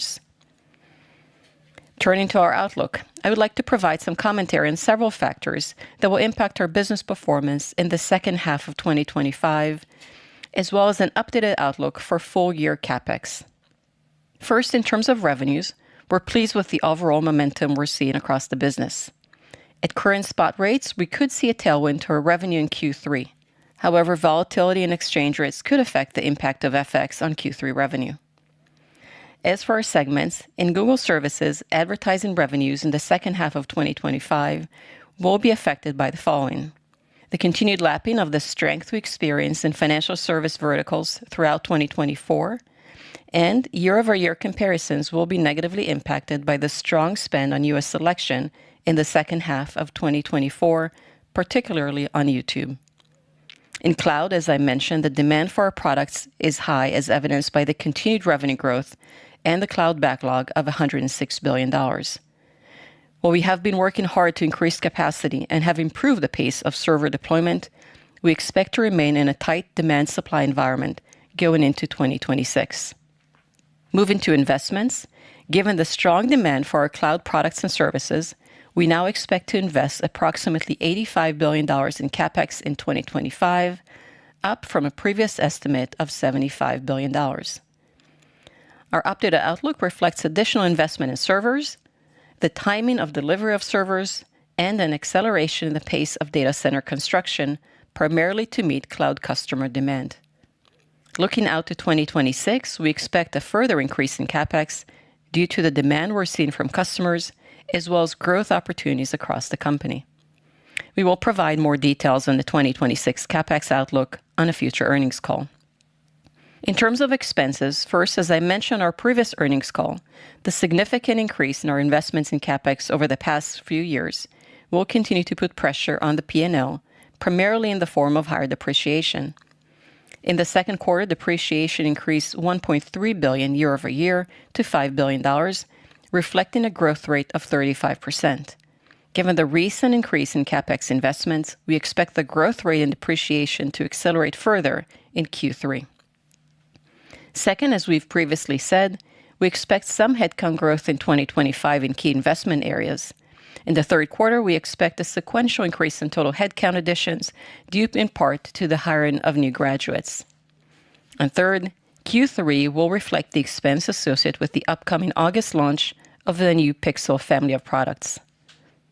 In conclusion, as you heard from Sundar and Philip, we're pleased with the momentum in the business and excited about the pace of innovation. Our full-stack approach, which combines AI infrastructure, AI research, and AI products and platforms, position us well to deliver new products and services across the company. We're seeing great momentum with our AI efforts, as demonstrated by the increase in cumulative token processed. Search revenues are seeing healthy growth, with features like AI Overviews, AI Mode, and Lens offering new ways for users to access the information. Cloud has reached an annual revenue run rate of more than $50 billion and is delivering margin expansion while continuing to invest to meet customer demand. And YouTube has expanded its addressable market by building new services like Shorts, which now averages over 200 billion daily views.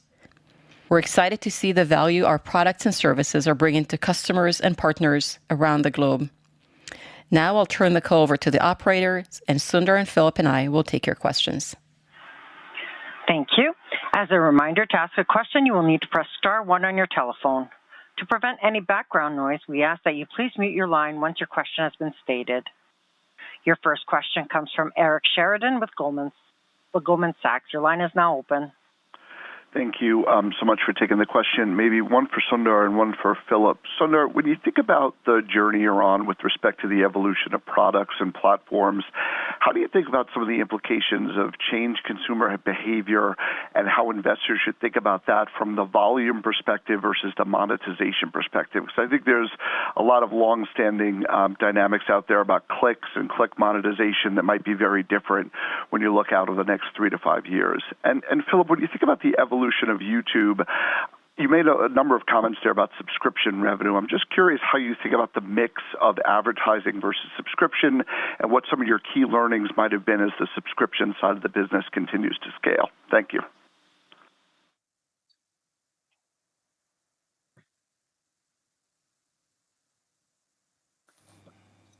Thanks, Eric. Appreciate the question. I do think looking ahead, based on everything we are seeing, it's people are excited about AI. They are adopting it well across our products. For me, just seeing multimodality, how people have modified their behavior to include images, both through Lens and Circle to Search, seamlessly as part of interacting with Google. Our early indications that people are going to be adopting through these moments very, very well. I think I'm trying to understand your question in terms of about clicks and click monetization. Maybe that's something Philip can touch on.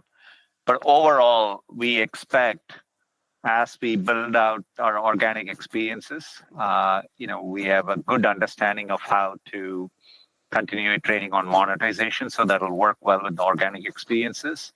But we will lead with the organic experience. So in terms of newer surfaces like Gemini app, etc., we'll focus on the organic experience for the near term. But just like we are doing with AI overviews and with AI mode over time, we'll be able to bring very, very good commercial experiences there as well. And we think people will adapt to them as they've always done. Maybe Philip can add more. Philip? Yeah, so on your question on YouTube subscriptions versus ads, look, I mean, we love our ads business. We love our subscription business. YouTube subscriptions are an increasingly important for YouTube. We'll definitely continue our long-term focus here. We had a strong growth across YouTube subscription products, which includes, just to be clear, YouTube TV, YouTube Music, and Premium. And I think one common theme for our subscription services in general is offering viewers more choice here. We also have a very deep understanding of the monetization side here. Where are we monetizing more with ads? Where can we potentially monetize more with subscriptions? So I think we will continue this as a double-tier strategy actively going forward. Thank you.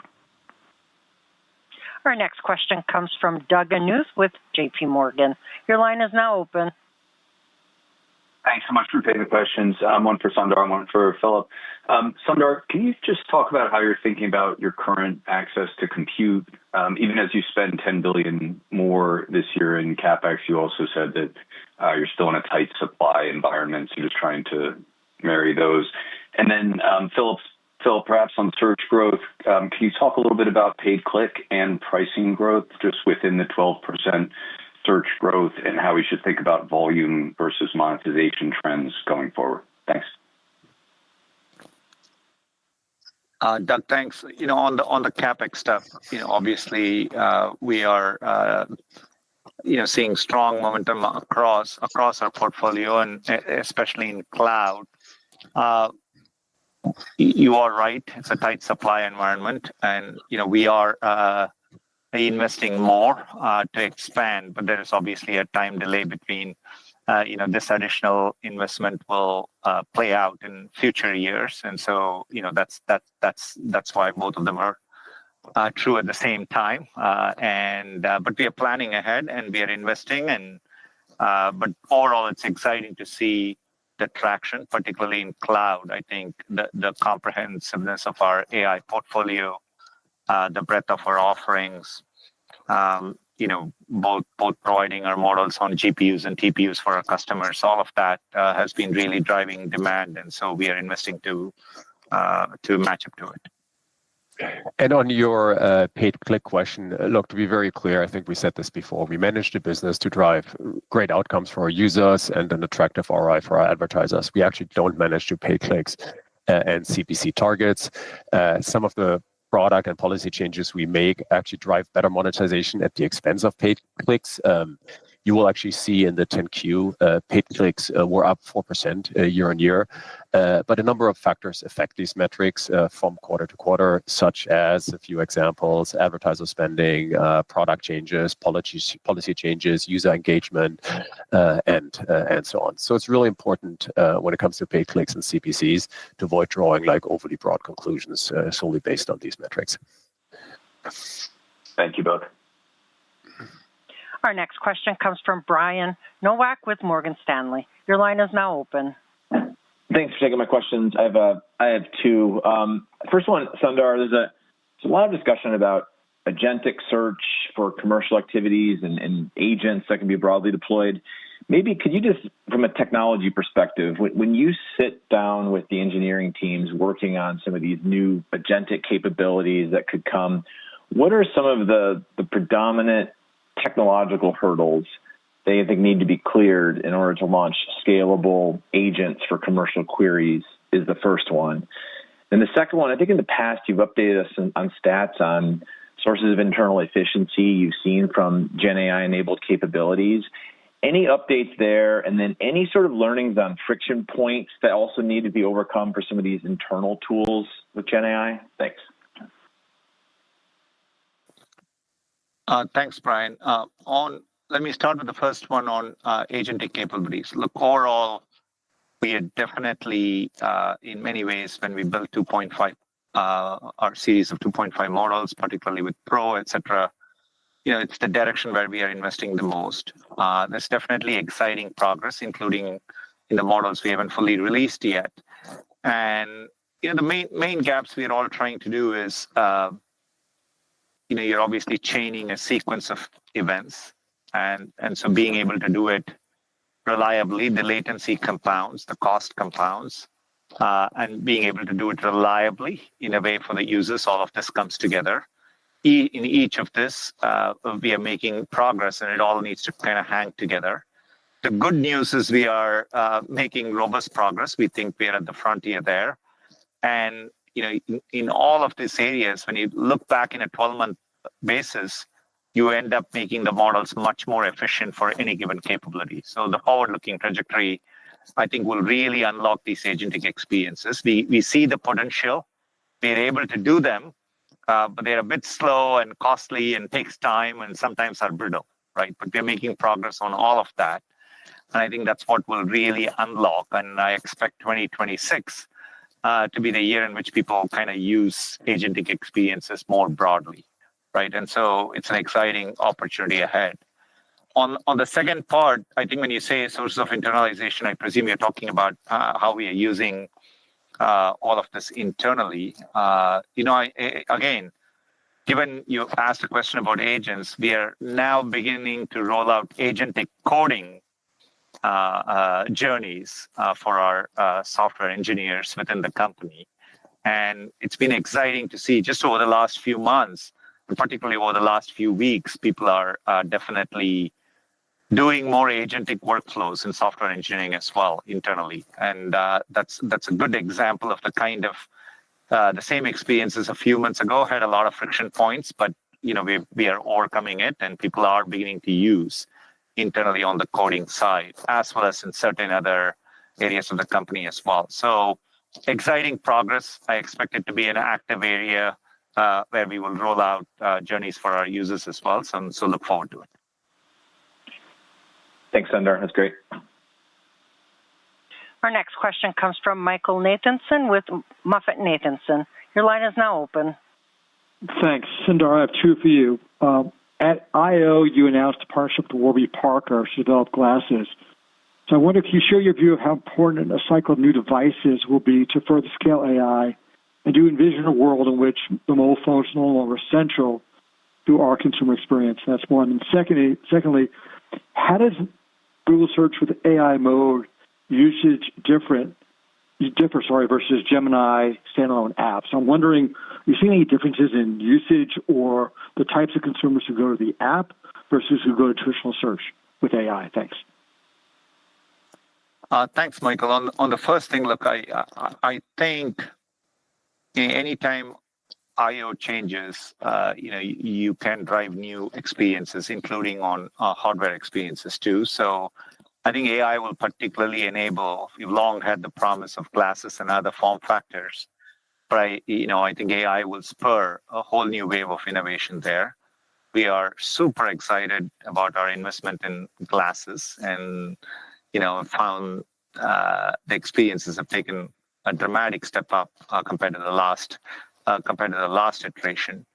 So I think it'll be an exciting new emerging category, but I still expect phones to be at the center of the experience, for the next 2 to 3 years at least. And so I still think that's going to be phones would continue to be at the center of the consumer experience.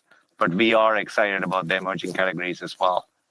On your second question on AI mode versus Gemini standalone app, broadly, there are some use cases where you can get a great experience in both places.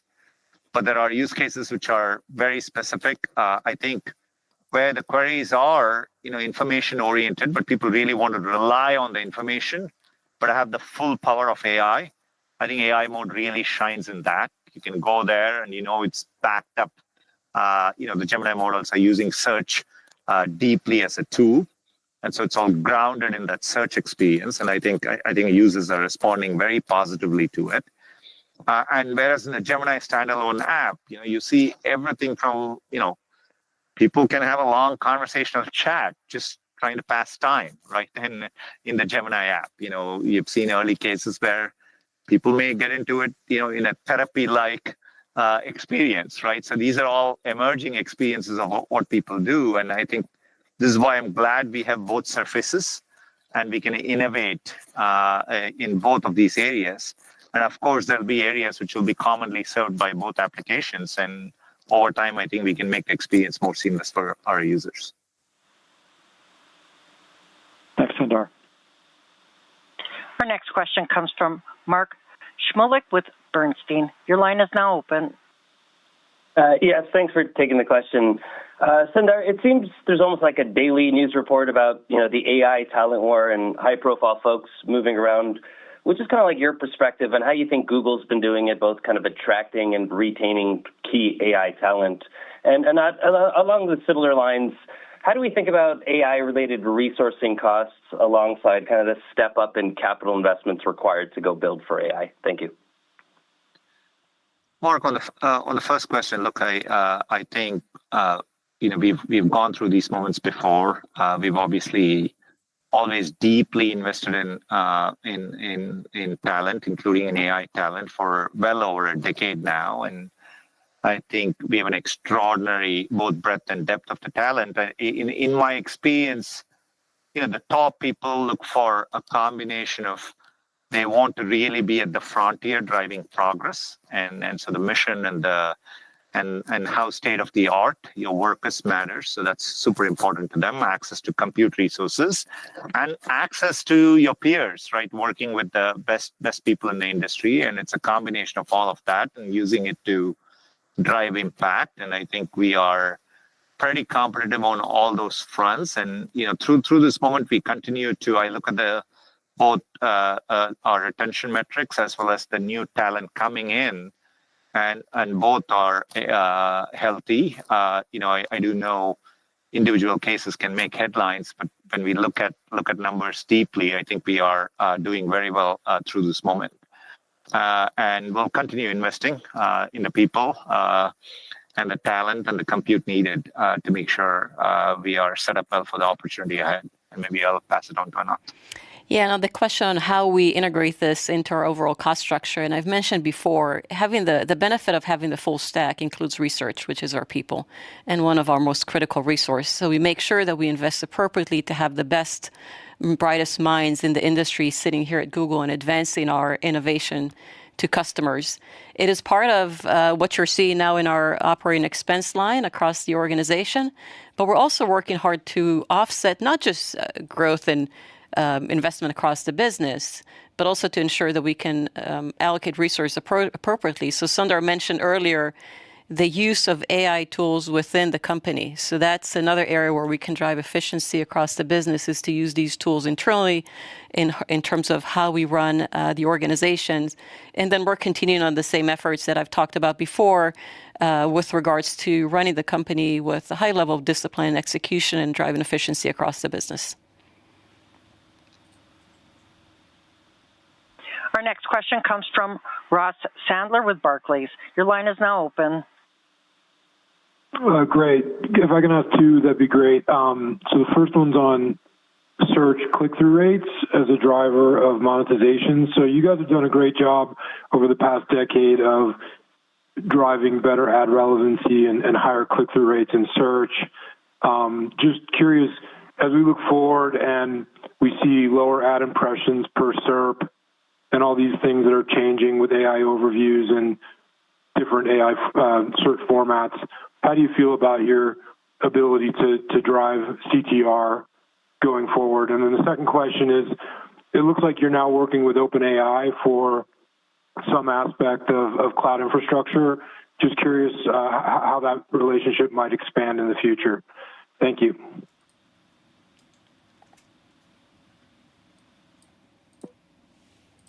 I can take the first one. Look, specifically referring to the AI overviews, if I understood your question correctly, Sundar mentioned it. They continue to derive higher satisfaction. They continue to derive higher search usage. They're scaling up very nicely, and they're actually working for our entire user base now, scaled to over 2 billion users in over 200 countries. So very happy with this development. And when it comes specifically to the monetization of it, we talked about it before. We see monetization at approximately the same rate, which gives us actually a really strong base on which we can then innovate and drive actually a more innovative and new and next generation ad formats. That's how we look at it at this moment in time. On the second part, with respect to OpenAI, look, we are very excited to be partnering with them on Google Cloud. Google Cloud, is an open platform, and we have a strong history of supporting great companies, startups, AI labs, etc. So super excited about our partnership there on the cloud side, and we look forward to investing more in that relationship and growing it there.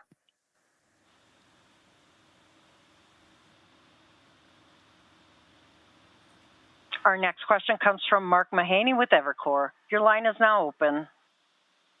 Okay, two questions, please. First, could you just describe, maybe, Philip, what you see in terms of the ad environment, maybe for the back half of the year, maybe versus last year? Does it seem as, certain or as uncertain as it was last year? The results seem pretty strong. Are there any unusual concerns you would have for the back half of the year? And then, Sundar, I want to ask you again about the two surfaces approach to search. And, you obviously you must have some internal metrics that tell you that's the optimal way for you to approach the market. But, I'm sure there's a counter argument that just having that unified search and being able to discern the intent of the search, whether it's pure information or commercial, just from the query, that could give you a material advantage over other offerings in the market. Just talk a little bit about what metrics you've seen that make the two surface solutions seem to be optimal. Thank you. So let me start. Look, we said our ads business performed strongly in Q2. give you maybe some vertical color of it, in Q2, search and other performance was led by growth across all verticals. We mentioned the largest contributions from retail and financial services, which was primarily due actually to strength in insurance. We saw healthcare as a sizable contributor to growth as well. Look, we're only a few weeks into Q3, so I think it's really too early to comment on anything happened in the second half of the year.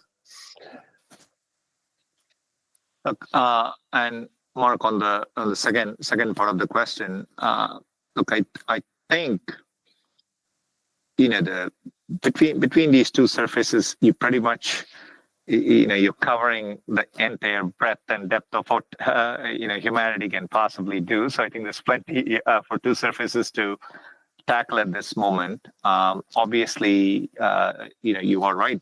Search is more information focused, and we think of the Gemini app as more your assistant, a more personal, proactive, and powerful assistant for every aspect of your daily life. And so you can imagine wanting to code deeply or create a long video, etc. Like those things can be done by the Gemini app today better.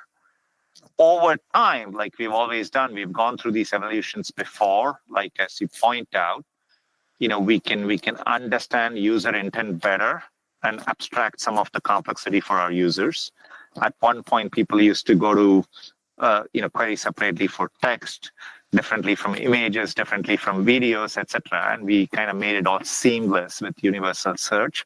So we have the experience of being able to bring together experiences in a way that makes sense for users and do the heavy lifting for them. But I think when you're in this early stage of new emerging paradigms, I think we want to make sure we can meet them where they're what they are expecting today, and over time, I think it'll give us an opportunity to serve them better. So I think that's how we are thinking about it.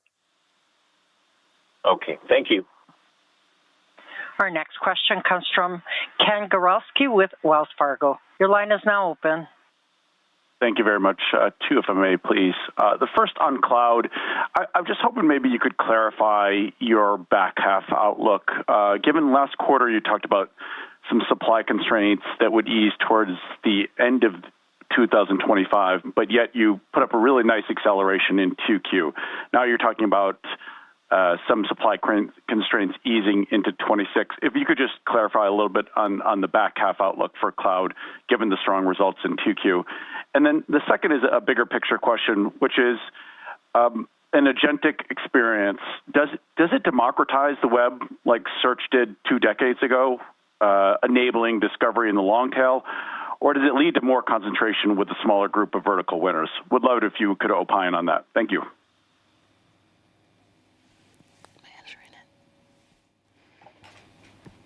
Okay, on your first question on the cloud second half outlook and the comments I previously made on with regards to where we're going to see the capacity increase. So obviously we're working hard to bring more capacity online, which means data centers and servers are coming online. And we see more of an increase towards the back end of the year. But we're increasing capacity with every quarter that goes by, as you can see with the growth rates we've had both this quarter and in the previous quarter. As Sundar mentioned earlier, this is not the type of investment that's a light switch. It takes time to make this investment. So what you're seeing now is investment we made some time ago that's now translating to additional capacity coming online, but more of that towards the back end of the year. I will say it's important as you think about cloud growth, not to think about this in a linear fashion, because the quarter-on-quarter growth rates could depend on the timing of capacity delivery and when that comes online, so that could move a little bit from quarter to quarter. Look, on agentic experience, look, I think there was an earlier question on the technology aspects of it and how we are making progress. Obviously, there is the value proposition for all the players involved, and I think that's going to be an equally important thing to create the unlock here.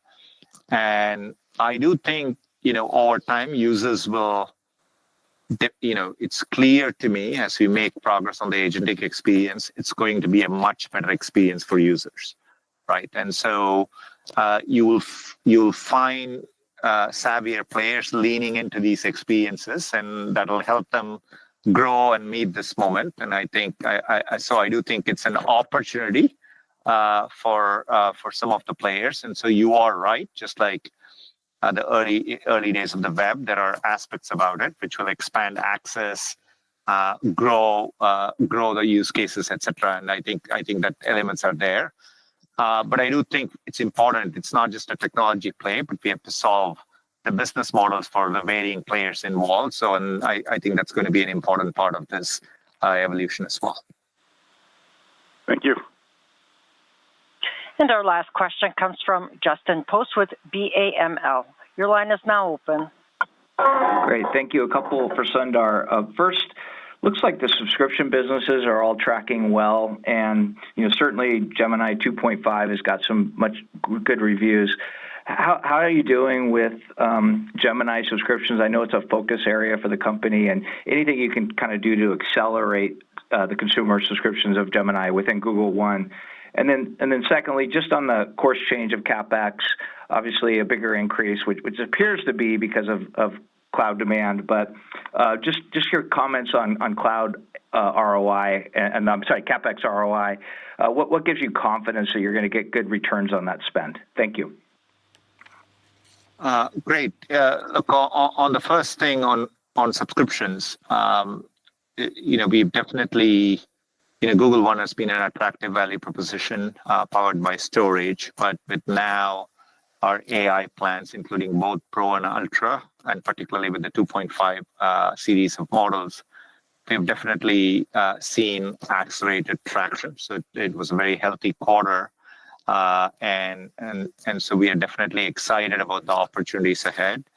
And you will find, through this moment, I think we'll be able to drive growth in that area based on our AI offerings. And so it's definitely an area we are both excited by, and we are actually seeing traction, particularly in the last quarter, ever since we introduced 2.5 Pro.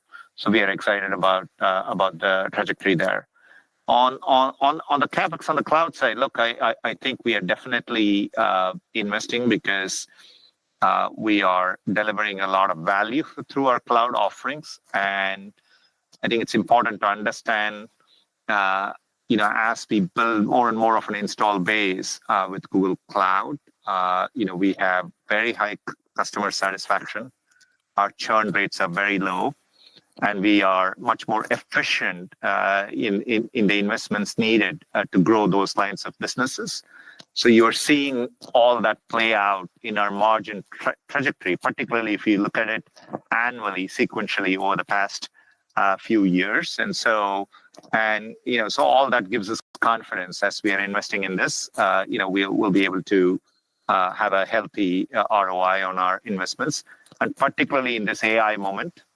There's definitely the value we are delivering to the customers is also growing pretty significantly on a forward-looking basis. And so I think all that, will help us, do well here.